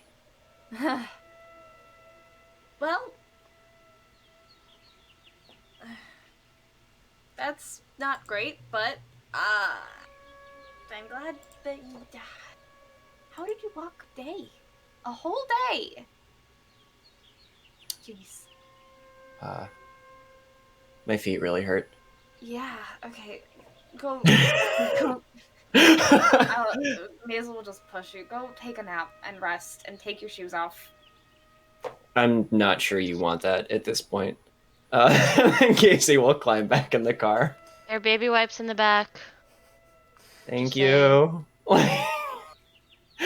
Casey is continuing to try and put on the brave face, but the prospect of taking at least a baby wipe bath is very nice to them right now. I'm gonna pop around the side of the car and like pop in on the guys in the back seat. Anyone want to help me top off? We still have that gas can, right? Yeah, here it is. I grabbed it and I'll come out. Cool. All right. We are going to cut to the beginning of the school year. Gabby, you are walking in to school to the first day of what you know to be the last year that you and your friends will all be together. You've still got another year, but Casey, Maisel, and Frankie are all leaving. Yep. Frankie might still be around for a little bit, but even he's not sure. So you as the car pulls up, your parents' car pulls up in front of the high school. Your siblings were already dropped off, as the elementary school and middle school are much closer to your home than the high school. Your mom looks over at you and says, "You excited for your first day of junior year?" I mean, it wasn't too different from first day of sophomore year, I guess. I don't know. This is First day? it's Yeah. a big year. Yeah. Yeah, I guess so. I've got like that art class I'm pretty excited about, and D&D club, and Yeah. I don't know. Well, that's good. That's good. Did you get I packed lunch, right? You got the Yeah, Okay. I got the lunch. Okay, Thanks. good. Good. Well, listen, I'm not going to be able to pick you up after school, so you're probably going to have to take the bus home. But we're going to have dinner tonight, when you can tell us all about your first day. What's for dinner? What do you think is for dinner? Is it tacos? It's tacos. Thanks, Of Mom. You're the course. best. I'll see you later. All right. Okay. I'll Okay. see you. All right. I love you. I'll Have let a you know good when day. I'm on the bus. Okay. Okay. Love you. And as you close the door behind you, she pulls away. Um, and yeah, you look up, and for a brief moment, allowing yourself to feel better about a little bit better about this situation, because it might be that the last year, but it is still a year, like a year. You've still got time. Yeah. That goes away the moment you walk up to the school and you see a big banner that says "Welcome Seniors" and just just a whole thing. There's every year at the school there at the beginning of the school year there's like a seminar that the seniors go to that's sort of preparing them for all the stuff that they've got to do this year. Make like a checklist, gives them a senior checklist kind of thing at the beginning of the year that they can sort of use to kind of plan stuff out. It's just big banner right out front of the school. It's just like, remember seniors to come to the seminar, blah blah blah, at this time in this room. They're really laying it on thick, huh? You as you walk in, Gabby, the hallways, as they usually are chaos, particularly this early before the first bell has rung. You walk into through the hallways, looking around for any sign of your friends, and everywhere you look, there are things that just seem to be hammering the message home. And while they are all sort of celebratory in tone, you can't help but read them as um,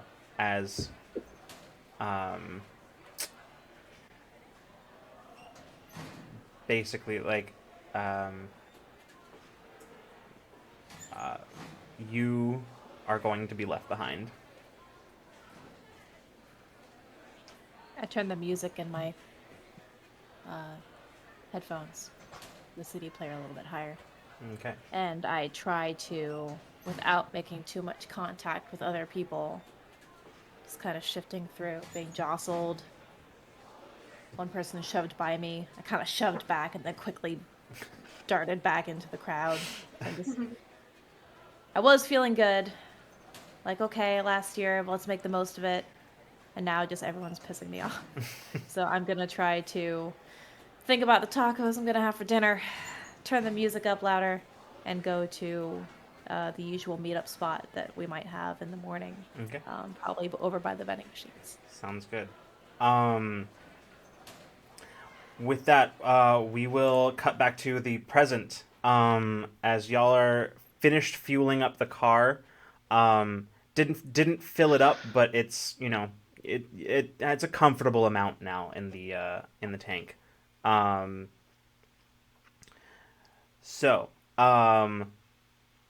The decision, I take it, is to head back towards Springview to see if anybody's around. Yes. Sounds good. So, do you start as soon when you're done with the car, filling up the car? Do you just head off? Do you just head off right away, or is there anything else that you want to do?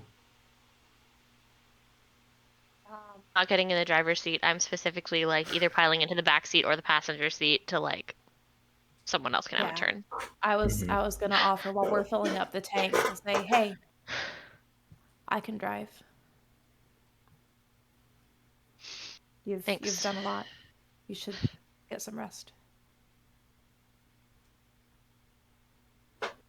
I think I still have some apple slices back there if you want them.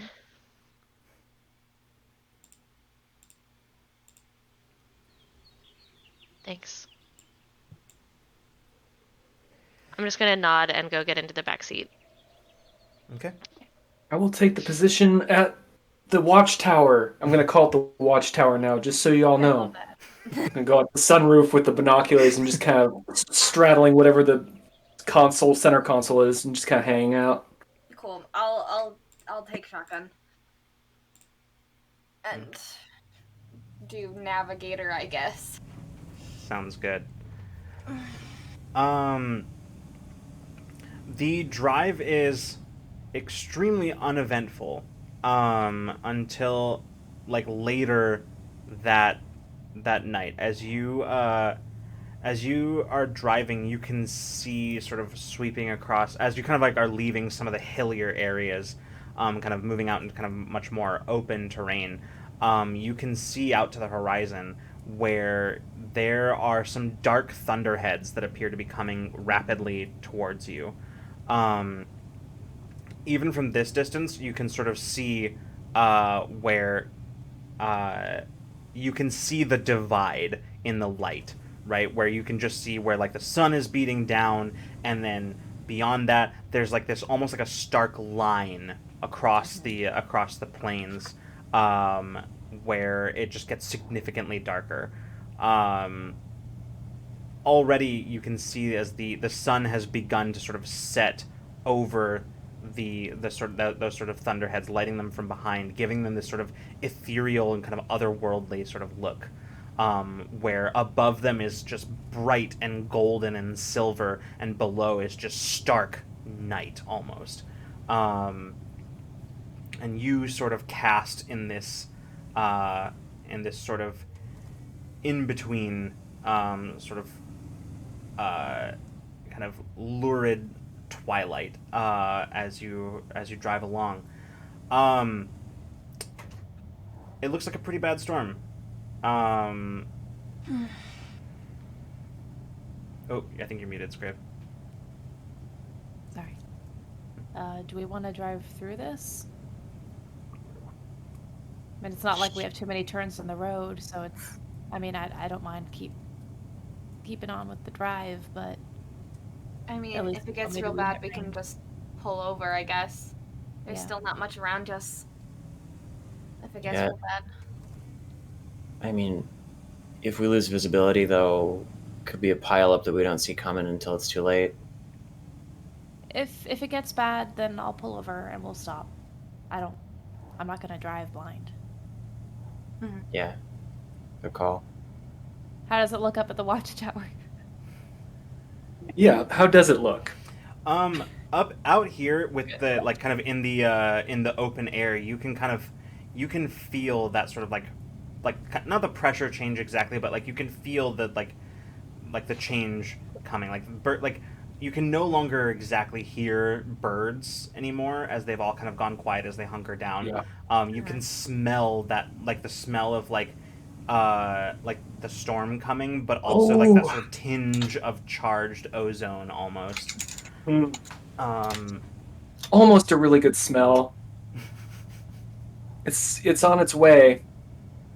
Or we're on our way to it, depending on how you want to look at it, I suppose.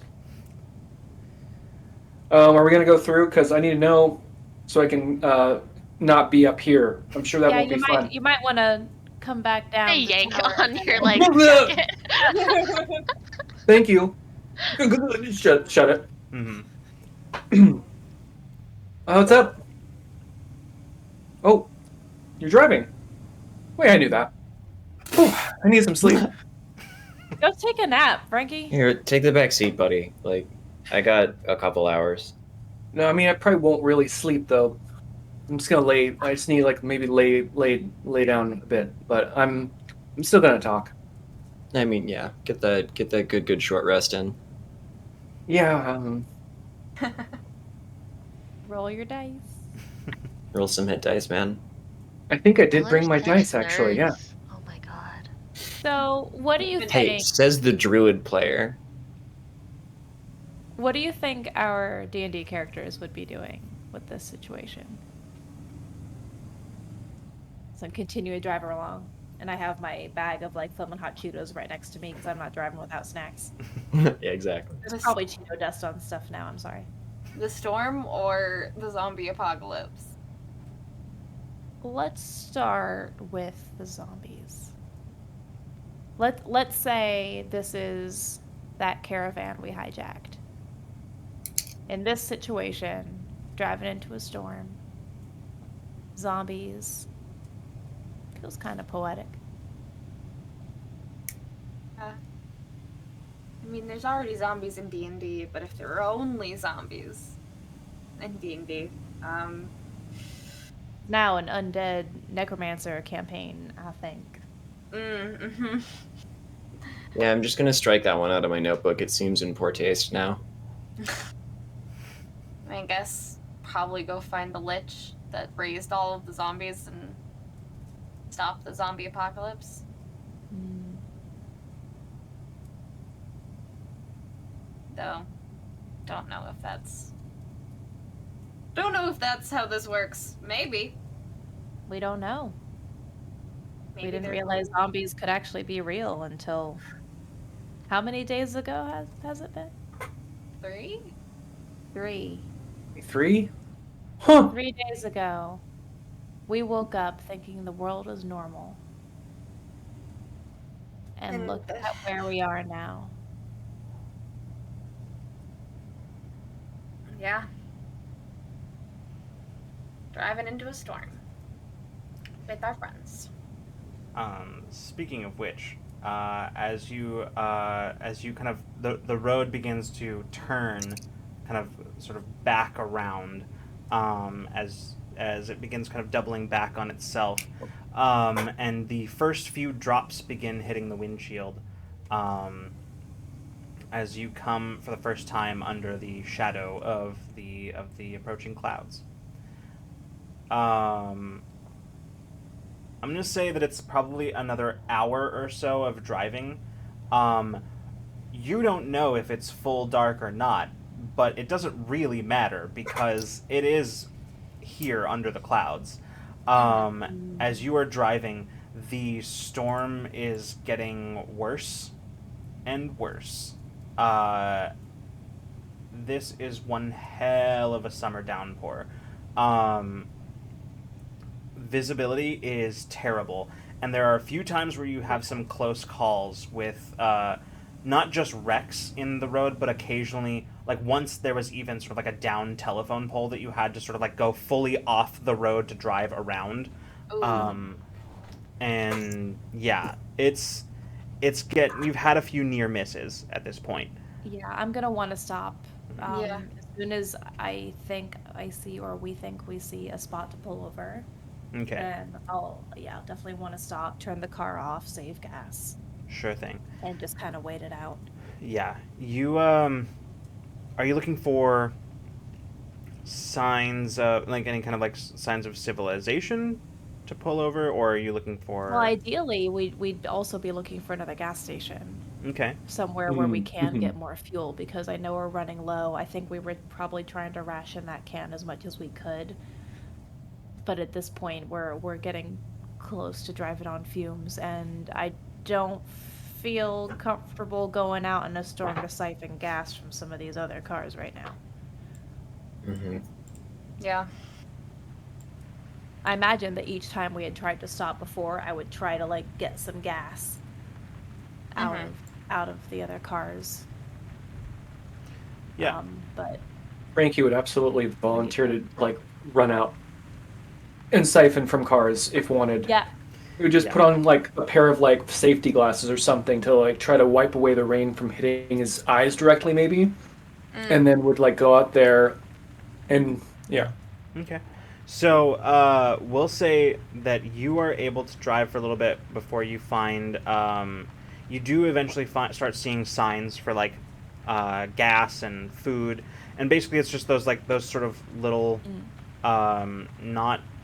I mean, they're towns. Obviously, people have to live there, but they're not like huge kind of places. They're like yeah. they're More smaller. of a rest stop, wayside. kind of Yeah, thing. where you've got like the signs for like food and gas and things like that. There's probably even like a motel there, like a little like shitty motel or something like that. But you're able to And sort then, of like half a mile down the road, the actual town proper begins. yeah, exactly. And then it's like begging the question like, why even have this here, right? Because like anybody who's leaving the town would just keep driving, and anybody who's coming in would just drive a little bit further and get to the town, right? It's one of those Yeah. like, why is this even here kind of places. But yeah, you Thankful for it now. yeah, you managed to Good for zombies. to pull off the highway, taking kind of the exit. Thankfully, around here, as you're driving, you definitely see signs that there was some kind, like, you're seeing signs of like roadblocks, like full on like military roadblocks. You can see like what's left of, like, there's military trucks that were just sort of left abandoned. A couple of them seem like they probably burned out, but it's pretty, like, you can see like the canvas that covers the back of them, just sort of like hanging tattered and whatnot over it. But you We should look in some of those vehicles Yeah. to see if there's anything we can there's salvage. very obviously signs of an evacuation that took place here. It looks like it might have been something of a hasty exit, but the interesting thing is, as you're looking around, you actually don't see any signs of the dead. You see signs of them. You see like several, like you see bodies, mostly. You see some bodies that look like they are definitely they were definitely zombies, and some you're not entirely sure, because at this point, any bodies that weren't turned before look basically identical to the zombies. Yeah. But you don't see any signs of any of them active or walking around. You It's weird. you head for the gas station, and you find it there. You sort of are in sort of a situation as when you get there where, like, unlike the truck stop that you were in last, there's no power here. There are no pumps that are active. God dang it. Crap. Okay. Well, I mean, we could wait out the rain, and then the tanks for these things are underground. We could just unscrew it and try and get some of it out. I Siphon wouldn't gas mind from trying the to pump. see what we can salvage as well. I mean, Yeah. there are some cars just right over there, some trucks. Mhm. And hopefully the walkers are in the town proper. Not too many here. Maybe they don't like the rain. I don't know. Just Maybe hoping. maybe we use it to our advantage if that's. It's a shit hypothesis. I know it might not even be a thing, but That'd be awesome if the rain just made them inert. right? Maybe they just They melt. just melt. You know? Yeah. They just Wicked melt. Witch. But yeah, exactly. Look at what was. Yeah, no, like we've cracked the code. We just need a good thunderstorm to deal with the zombie apocalypse, right? If It's only. why it happened. It's Case why it and happened in point. freaking summer. Goddamn. So where are you guys headed? I wouldn't mind trying to salvage some stuff. Sure. Those other cars that we passed are like not far, right? Mhm. No, there are definitely still vehicles around. You absolutely can stop, and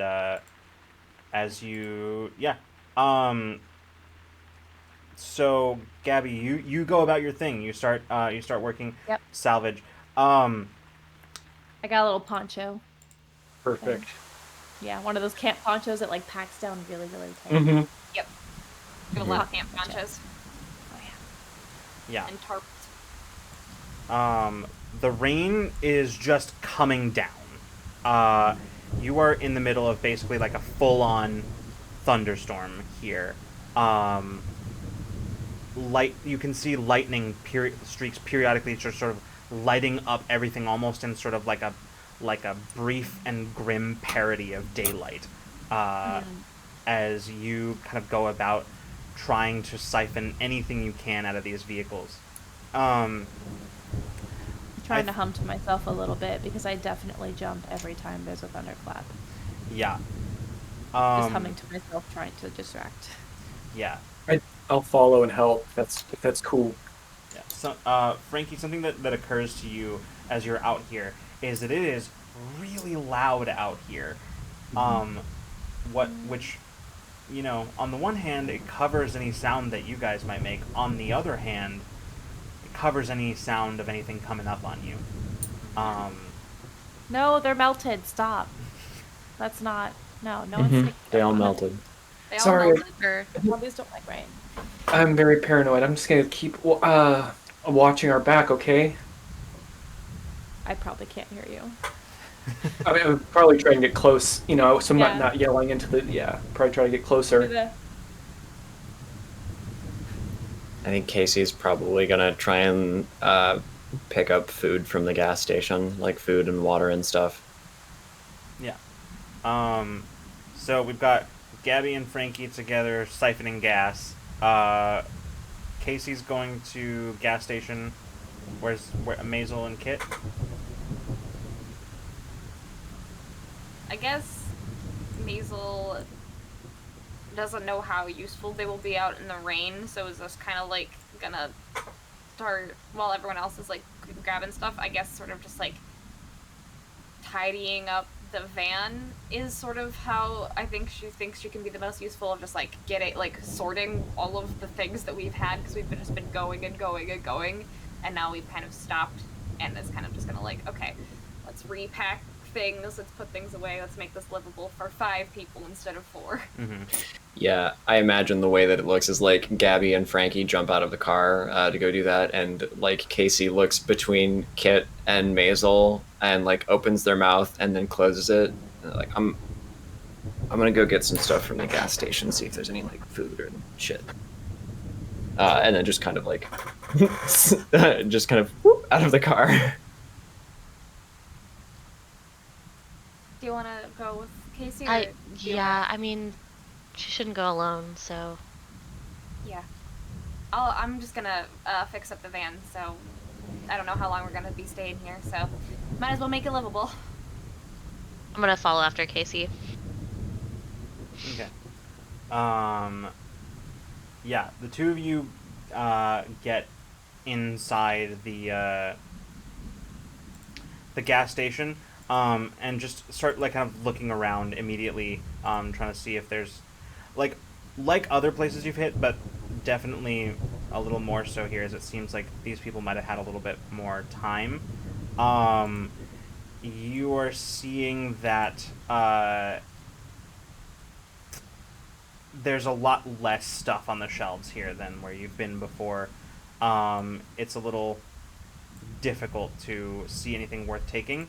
But as you step inside and close the door behind you, at the very least, you're able to kind of get out of the sort of deafening sound of the rain just pouring.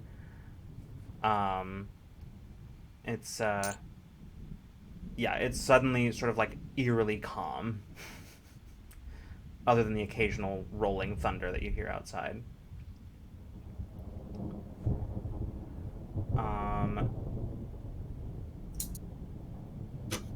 Yeah.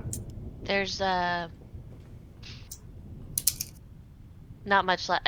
Every store's been like this, to be honest. Yeah, I mean, I guess it makes sense. Grab a bunch of stuff and do exactly what we're doing, right? Well, if there's not any food, maybe at least there's some motor oil or something, just in case. I don't know how I'm many gonna miles jump it's up been. over the counter, Mm-hmm. and get like behind the register and start like raiding behind, like looking for like little mini bottles of liquor and stuff. Incredible. Yep. You know what? You actually are able to find some of those, because interestingly, as it turns out, when people are looting, they do tend to take the alcohol, but they tend to go for the bigger bottles. So you're actually able to find quite a few of like the little tiny ones, yeah. Yeah. You find like the ones I'm they've got the gonna little start like like stuffing Malibu them like in my hoodie pockets and stuff, like just. Casey, I I don't think know. Go ahead. Casey, I think we'll march up to the counter and like plunk a couple of like bottles of motor oil onto the like engine oil on there. Be like, oh no, what you found is so much better than what I found. And I think they're gonna like swipe one of like little mini bottles as you're going to sweep it in there, and Like a little Malibu. Yeah, a little Malibu. Coconut rum. Yeah, exactly. Specifically the It's like coconut. sunscreen. Yeah. Uh-huh. Tastes like sunscreen. You're not wrong. Um, They'll twist I twist drank the a cap lot of off and be that like, back in the day. they'll twist the cap off and be like, cheers, I guess. What? I'm gonna screw one too, and it's a little fireball. What are we? What do we drink to? I mean, Not being dead yet. yeah, I mean to not being dead yet, and then like the sad little like pop of two full Like plastic plastic bottles it's like a little this big. clack. Clack. Yeah, clack, not a clink. And then I think Casey will down their little thing of Malibu in one go. That'll be 12.50.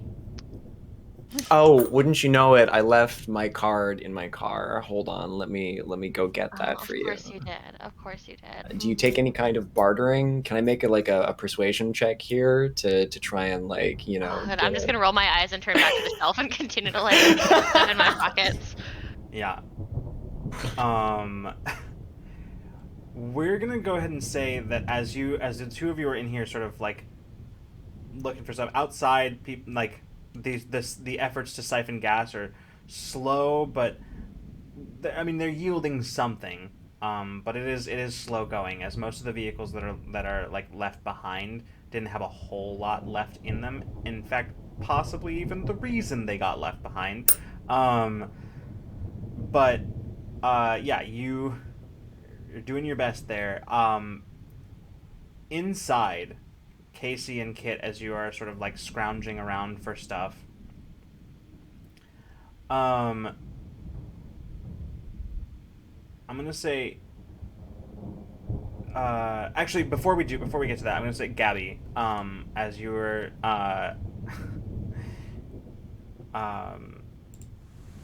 siphoning gas, as Frankie's kind of like got your back, kind of keeping an eye out for you. What's kind of Gabby feeling at this moment? What's going through Gabby's head?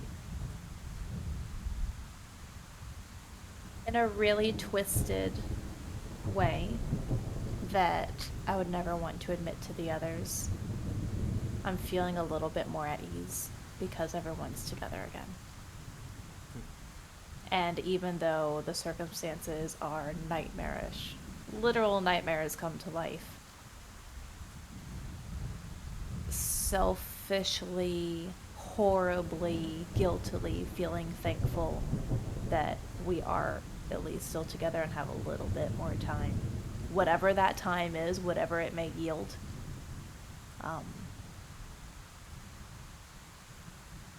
Still trying not to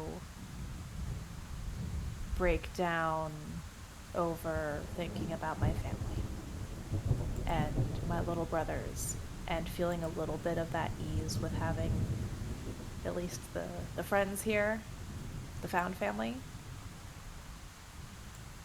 Now that that kind of aspect of the hierarchy of needs has been met, the thoughts of my little brothers and my mom are creeping up again, stronger.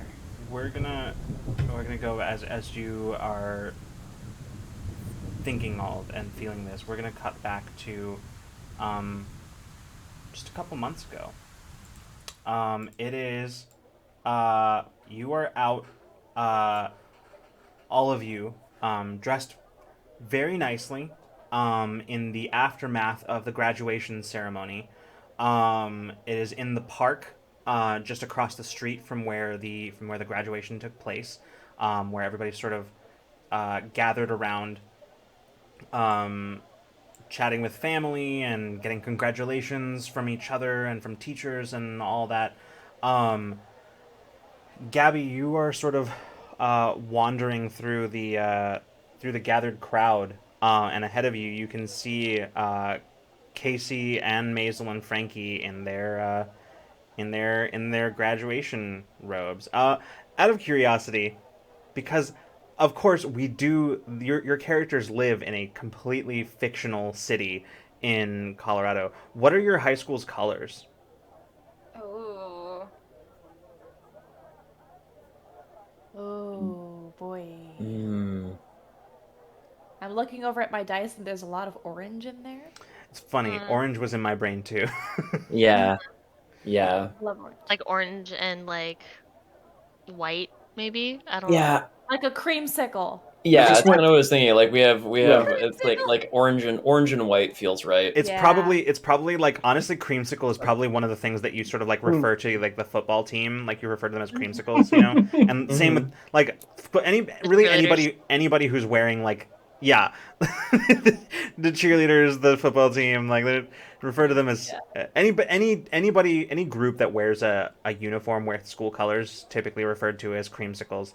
Um, But yeah, so y'all are wearing your orange or white graduation robes. As Gabby, you see your friends sort of gathered together. Um, you actually see that even Kit is there as you approach, and they haven't noticed you yet. Um, and there's just sort of something that seeing them all together, even Kit, who isn't leaving, seeing them all together like that, there's just something about that that just strikes you as feeling so isolating. And I it's feel very overwhelmed. yeah, Yeah. it's a flash of sudden emotion that's gone as quickly as it comes. Yeah. Um. Yeah. I hang back a little bit and just kind of, because I don't want to walk up to them on an exciting day looking like I'm about to have some emotions. So I kind of turn around a little bit, kind of like look at my phone to distract, to kind of hide, turning my face away. And had to wipe my eyes really quick. And then I want to call out to them. Say, hey! Hey, nerds! I think Casey Turn likes around! I'm I taking think a Casey picture. hears first. Yeah. Hold on, And I want a group picture. I'm gonna take a they picture. turn it and immediately just go like "Bleh," like pull a face at you like Yeah. Look at you, Dairy Queen looking nerds. And I want to take some pictures and I send it through to the group chat that we've got. And say, well, how does it feel? Congratulations. I'm glad none of you tripped on stage. That would have been embarrassing. That was running through my head that entire time. I was being very careful. I figured. Brave choice of shoes, considering then. Thank you. Yeah, no, I wore flats today. There was no way I would have fallen on my face. I just needed to not be the shortest one on stage. Okay. You were all great. How does it feel? Do you feel any different? Hot, a little bit sweaty. My hands are sweaty. Sweaty?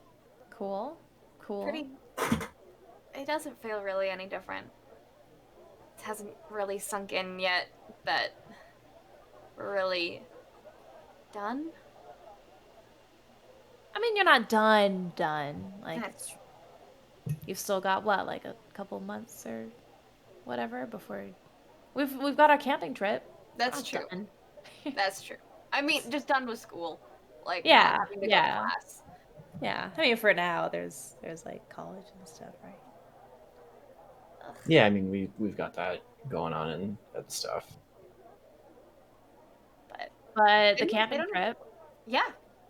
That's gonna be really we've fun. got to have like one more D&D game. Every time you mention the Sure. camping trip, there's like a little bit of a like look that crosses Casey's It hasn't face. come out yet. It hasn't like I don't think at this point they've said anything just yet. But they're like as far as the D like when you mention D&D, like they clearly see an opportunity. Like yeah, actually I've been working on a campaign for the last few weeks. It's what I actually spent most of senior skip day doing, but And like they begin to like unravel like this idea for this last one big campaign that they're gonna maybe run on the camping trip or something like that. At the as you're in the middle of explaining that, Kit, your mom walks up and she's like, "Oh my God, you guys, you look so great. All of you look amazing. Like I'm gonna cry. Just looking at all of you. Oh, you look so great. No, have you guys taken a picture yet? Kit, did you take a picture yet? No. Okay, well, Well, Gabby took a couple, but Yeah, I got the pictures. We're oh, good. you're gonna Thanks, have to Sam. email those to me, okay? I'm gonna need you to email those to me. I look over at Kit and I go, I'll give you her email. She goes, "Yeah, no, here, let me take one. Let me take one. I want get everybody together. Everybody together. Just I want to get a picture of the gang. Do you guys call yourselves that? No. Okay. She goes, Frankie like "Yeah, is like gang, just let's come in awkward. for a I picture." I Frankie feel just like like awkwardly turns around, is like so he's not facing her mother, and it's just like making biggest eye roll of the world, and then slowly turns around with a big smile, like let's do it. Yeah, I think Casey like position. They are not the tallest of this group, but they position themselves like such that they can put their arms around everybody. Mhm. It's like, I'll oh, I kind of love like that. I push love down that. in the front. Kit, get closer. Just I yeah. like scooch in and like put my arms around Gabby and Frankie. Yeah. She like is sort of there, and she's like got her phone, is like taking the picture, and then just goes, "Huh. Oh, I'm sorry. Getting a call from work. I'm gonna have to go. You guys were great. I'm sorry. I'll see you later, honey." And then she just like walks out. You're not sure if she took the picture or not. So So did she take I'm the picture? sorry. I'm sorry, guys. no, that's fine. I'm just gonna like drop my arms awkwardly and kind of like back up a little bit. Here, I'll take out my phone. Here. It was a It'll really be more bad fun. day for me to not bring my selfie stick. Sorry. This would have been a No, good. This would have been a no, good no, no, no, opportunity no. to use You're it. supposed to be prepared for No. everything. Here you go. Frankie, here, use your big arms, and I just hand Frankie my phone. Take a selfie with all of us. Come on. It's one of my skills too. Is I have big Go arms. go gadget arms. Big strong So- arms, Frankie. Actually, a flaw. No. I take a selfie. Yeah. We'll take a selfie of us. All right. You finish doing that, y'all. No sooner have you finished looking at it. A really good photo of all of you. You hear the principal just sort of standing up and going, "All right, seniors over here. You're gonna come pick up your diplomas over here. If I could get all the seniors, on. thank you." And Casey, like as they're doing that, is like saying the exact, like repeating the exact same things, but in a low tone of voice, like, "Yes, all the seniors, come over here, please." It's like the elderly wizard voice that they use for every D&D campaign. Go on, get your quest rewards. Fancy piece of paper saying you suffered through 4 years of high school. Duty calls. That duty. Gonna say. Come on. Casey, Maisel, and Frankie, y'all sort of move off, leaving Gabby and Kit just sort of standing in the middle of a crowd of people.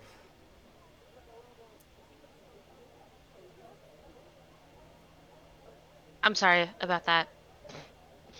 What, your mom? No, it's fine. She's We got a picture. a lot. I mean, are you okay? You good? I look up and I look over like at the other three. It's just gonna be weird, you know? Yeah. I mean, I'm happy for them. They all worked hard. Yeah, that's not a thing, but can I be honest? Kind of sucks. Yeah. We're going to cut back to the present inside the gas station as Kit and Casey, you're still sort of like just sort of looking around while drinking the little What could go wrong? Just two teenagers drinking alone in a gas station in the middle of a zombie apocalypse. Nothing could go wrong here. This could not cause any problems whatsoever. Hey, Who I wasn't cares going about legal to, and then you drinking age, unscrewed your man? bottle, so I'm Are you here to really make playing bad the peer choices. pressure card? as you, I'm not gonna let you drink alone. Like, that's just depressing.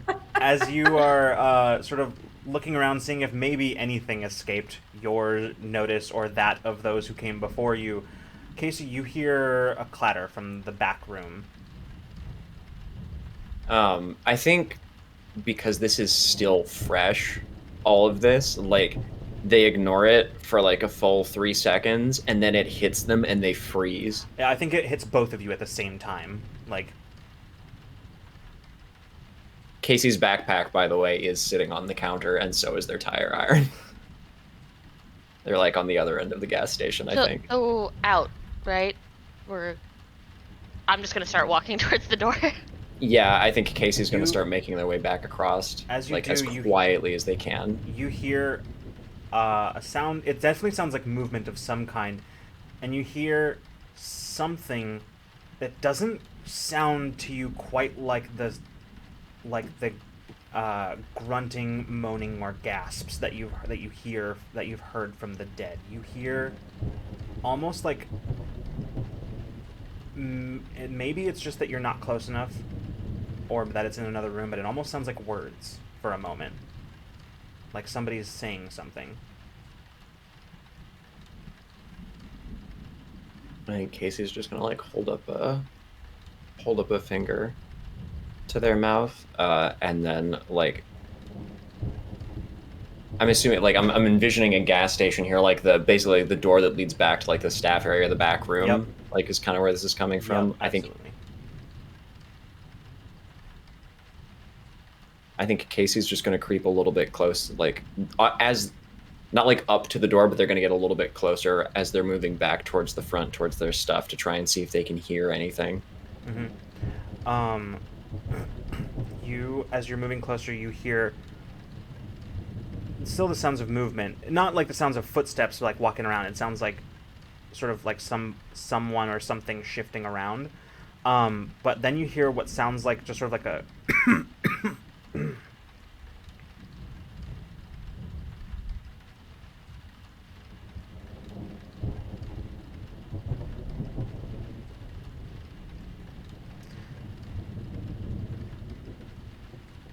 I think Casey's gonna just try and very quietly make their way back to the front of the shop to get their backpack. Go ahead. I want you to give me a flight roll. And you're gonna need a 10 on this. Okay, I have a D10, so that's not so hard.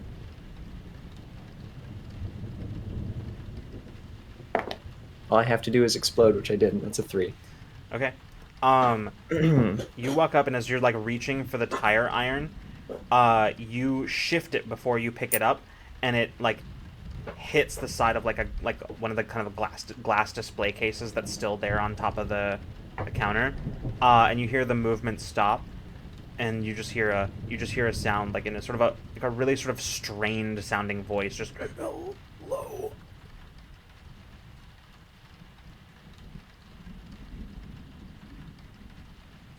Casey like squeezes their eyes shut, like I can't believe I'm gonna do this. And I'm like,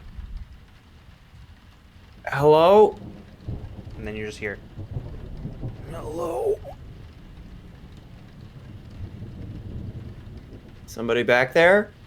Somebody back here.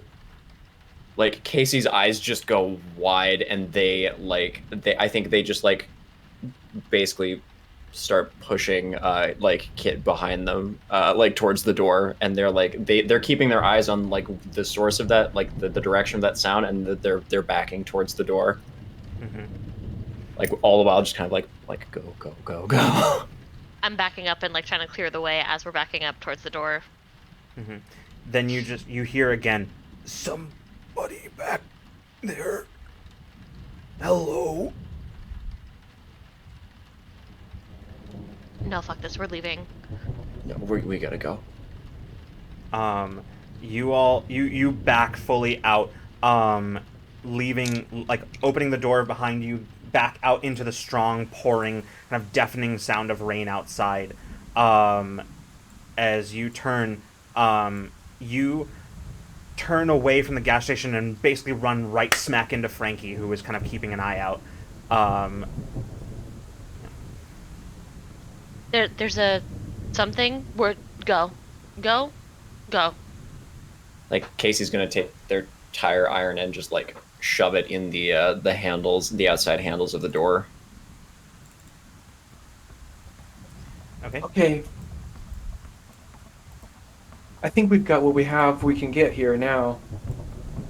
I'm like trying to get the last few drops out of whatever tank I'm working on right now. Are there zombies in there? I There's don't something know. in It there. was talking.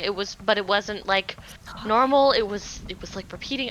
Just go. Just go. Oh, that's some creepy shit. Okay. Yeah, I'd rather not find out. Frankie, as you're... Oh, sorry, what were you saying, Freeman? Just saying, I'm running ahead to tell this to Maisel. Okay. If that's Yeah, sounds good. Yeah, you run ahead, and yeah, you get to the van, sort of like tap and just sort of like open the door. Maisel is still like rearranging stuff. Yeah, I'm just like clearing things up and like putting things in piles and like putting blankets out on things, just making it look nice. I imagine Oh my you're God. close to like detailing the car out of stress. Yeah, And pretty needing an much. outfit. I'm like, I need something to do with my hands, and cleaning is a good thing to do. Are we gonna make a? I think we have to make a quick getaway. From what the others have told us. Are you good to drive, or shall I? Or Yeah, you go. If you're wet, I got it. I sure am, aren't I? We're gonna go ahead and say, Gabby, as you are like looking back, as you're like kind of picking up the like moderately full gas can that you found, you glance back and you look inside and you see someone standing in the gas station. You can't see them super well through the gloom and the rain, but what you can make out is that the individual standing in there is wearing like a sort of a tattered looking pinstripe suit. And you can see them as they are sort of like walking towards the door. Not the shuffle that you've come to expect from the Shamblers, but a walk. But even so, there is still something about the movement that feels unsettling to you. I don't know what that is, but we need to go. We need to go now. I don't know if they're a zombie. Are they sick? They Oh, kept no. like they just repeated everything that we said, Okay. but like their voice Not was all taking my fucked up, eyes man. off of them. Yeah, you see as they reach the door, and as they sort of hold up a hand, you expect them to try to shatter it like zombies have done in the past, but instead they just reach for it and push it slowly open. And as they step out, you can see No. they sort of stand with the door held open, and you can kind of still don't get a good view of them, but what you do see, just in sort of like a brief flash of lightning, you just catch this like sight of something that your brain can't quite process it quickly, but the first thing that like comes to mind immediately is just two words: not human. And I'm just gonna yell, Yeah. run, yeah, and push Kit and Casey towards the car. yeah. You also see at this moment that there are very suddenly, like, there are other forms in the gas station as well. Quite a few of them, actually. And as this figure sort of stands there with the door held open, you begin seeing the dead sort of walk past them out into the rain, coming towards you. The figure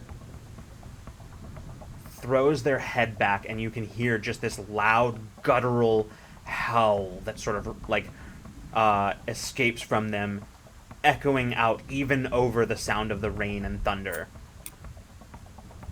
And as you look around, Gabby, you can see the signs of movement from all around.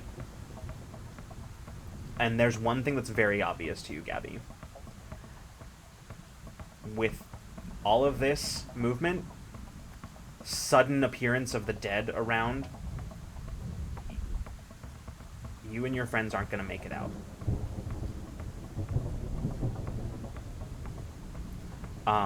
You look ahead to where you see Casey and Kit already having kind of reaching the van as you are like grabbing this can. Mm-hmm. Do I still have the can? Mm-hmm. You hear the car start, and I think I'm gonna start running as quickly. like Casey is like Kit. I imagine that like Casey is the second one to get in the car of the two, and like they turn around like I imagine that they climb in and then turn around and like hold out a hand for Gabby and the gas can. And like I think they just shout like, "Come on!" So I'm going to guess that if they wait for me, the other bodies will probably get to that van, huh? It's less of a timing thing and more that unless something else is taking the dead's attention, you will find yourselves quickly surrounded, and that van, workhorse though it was probably not going to be able to push through that many bodies.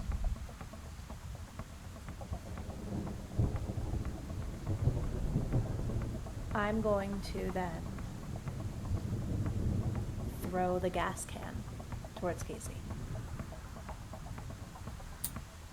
I think like there's just a look of complete surprise on Casey's face, and like they catch it and just fall backwards onto whoever is behind them in the van, like holding the gas can. And I'm just gonna yell, "Drive." Just drive. I'm gonna start running in the other direction. Wait, where's Gabby going? Like I'm gonna try to yell behind me and hope they hear me. I have my phone. Drive. What? like Oh. Okay. I've got the I've got my backpack still probably. That it's on my back, you know, whatever. And I've got that one of the hiking sticks. And I'm going to just search for anything quickly that I can run and grab. I'm hoping there's like a trash can lid or something, like Sure. hanging on Yeah. it. You can quickly find one that's just sort of discarded as you grab it and start just sort of banging on it. And as your mind is sort of going, Gabby, you quickly remember there was a vehicle that you weren't fully able to like siphon because you just didn't have like the enough like there just wasn't enough like suction that you could get out. I just couldn't get it out. Yeah, but one thing you do recall about that vehicle is that it was definitely still unlocked. And if you're looking for a distraction, car horns are loud. I'm gonna make my way towards that vehicle, and while I'm running, I'm gonna start singing the first thing that comes to mind, and it's probably All Star by Smash Mouth.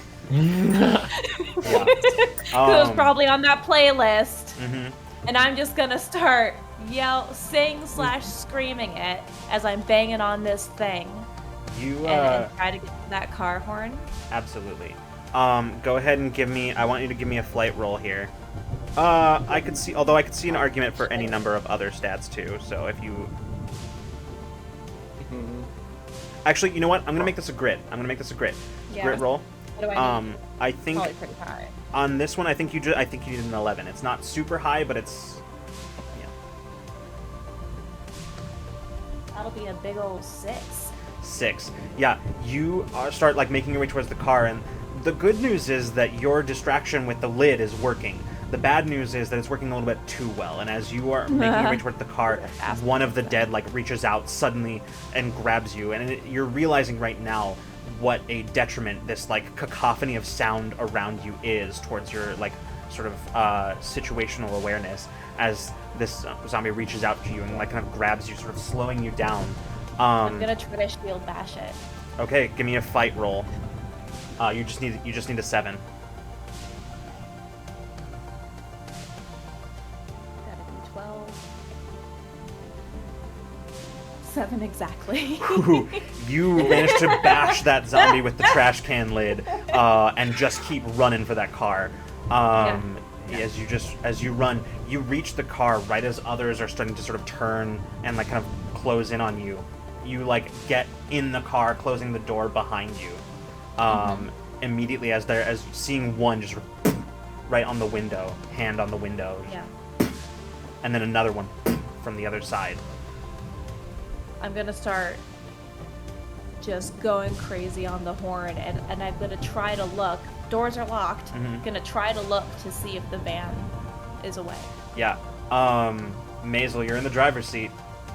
Casey's standing in like the open door, and they open their mouth to shout Gabby's name, and then like as like they get as far as like the starting to make the G sound, and then realize what exactly that would mean, and they stop.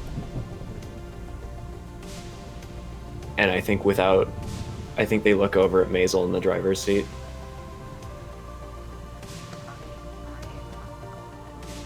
I can't hear you. Sorry. Frankie is gonna just close the door. We can't leave. You have to drive. We can't. You have to drive. They have their phone. We have to go now. We'll come back. We'll find him after the storm. Y'all are gonna get a notification in that group chat. And it's a voice message. Maisel sees that and doesn't listen to it and just hits the gas. And just tears start streaming down her face. And just drives not far, but drives out of this area and out of this town just to try to get back to the highway and wait out the storm there. Yeah. Casey watches until the car and the crowd disappears, and then they just keep looking back. Yeah. The sound of the car horn from behind you persists. You can still hear it even after you continue, after you move out of the area. It draws enough of them away that you're able to sort of like break through sort of an area where they were starting to kind of like split a little bit. And Maisel, you're able to reach back get the van back up onto the highway and just drive a little ways away. Behind you, the sound of the car horn eventually stops, or maybe you just drove too far away to hear it over the storm. As the four of you, all of you who were so briefly together again, 4 of you once again on the road, driving through the rain, listening, hoping, any sign, any hint of a car horn behind you. Maisel's gonna pull over and play the voice message.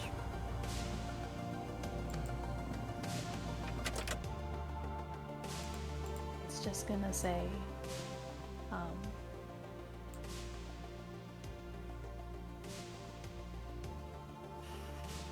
I had a lot of things going through my mind there. The first little bit of it's probably gonna be silence. And you just hear the car horn through the voice message. Still going.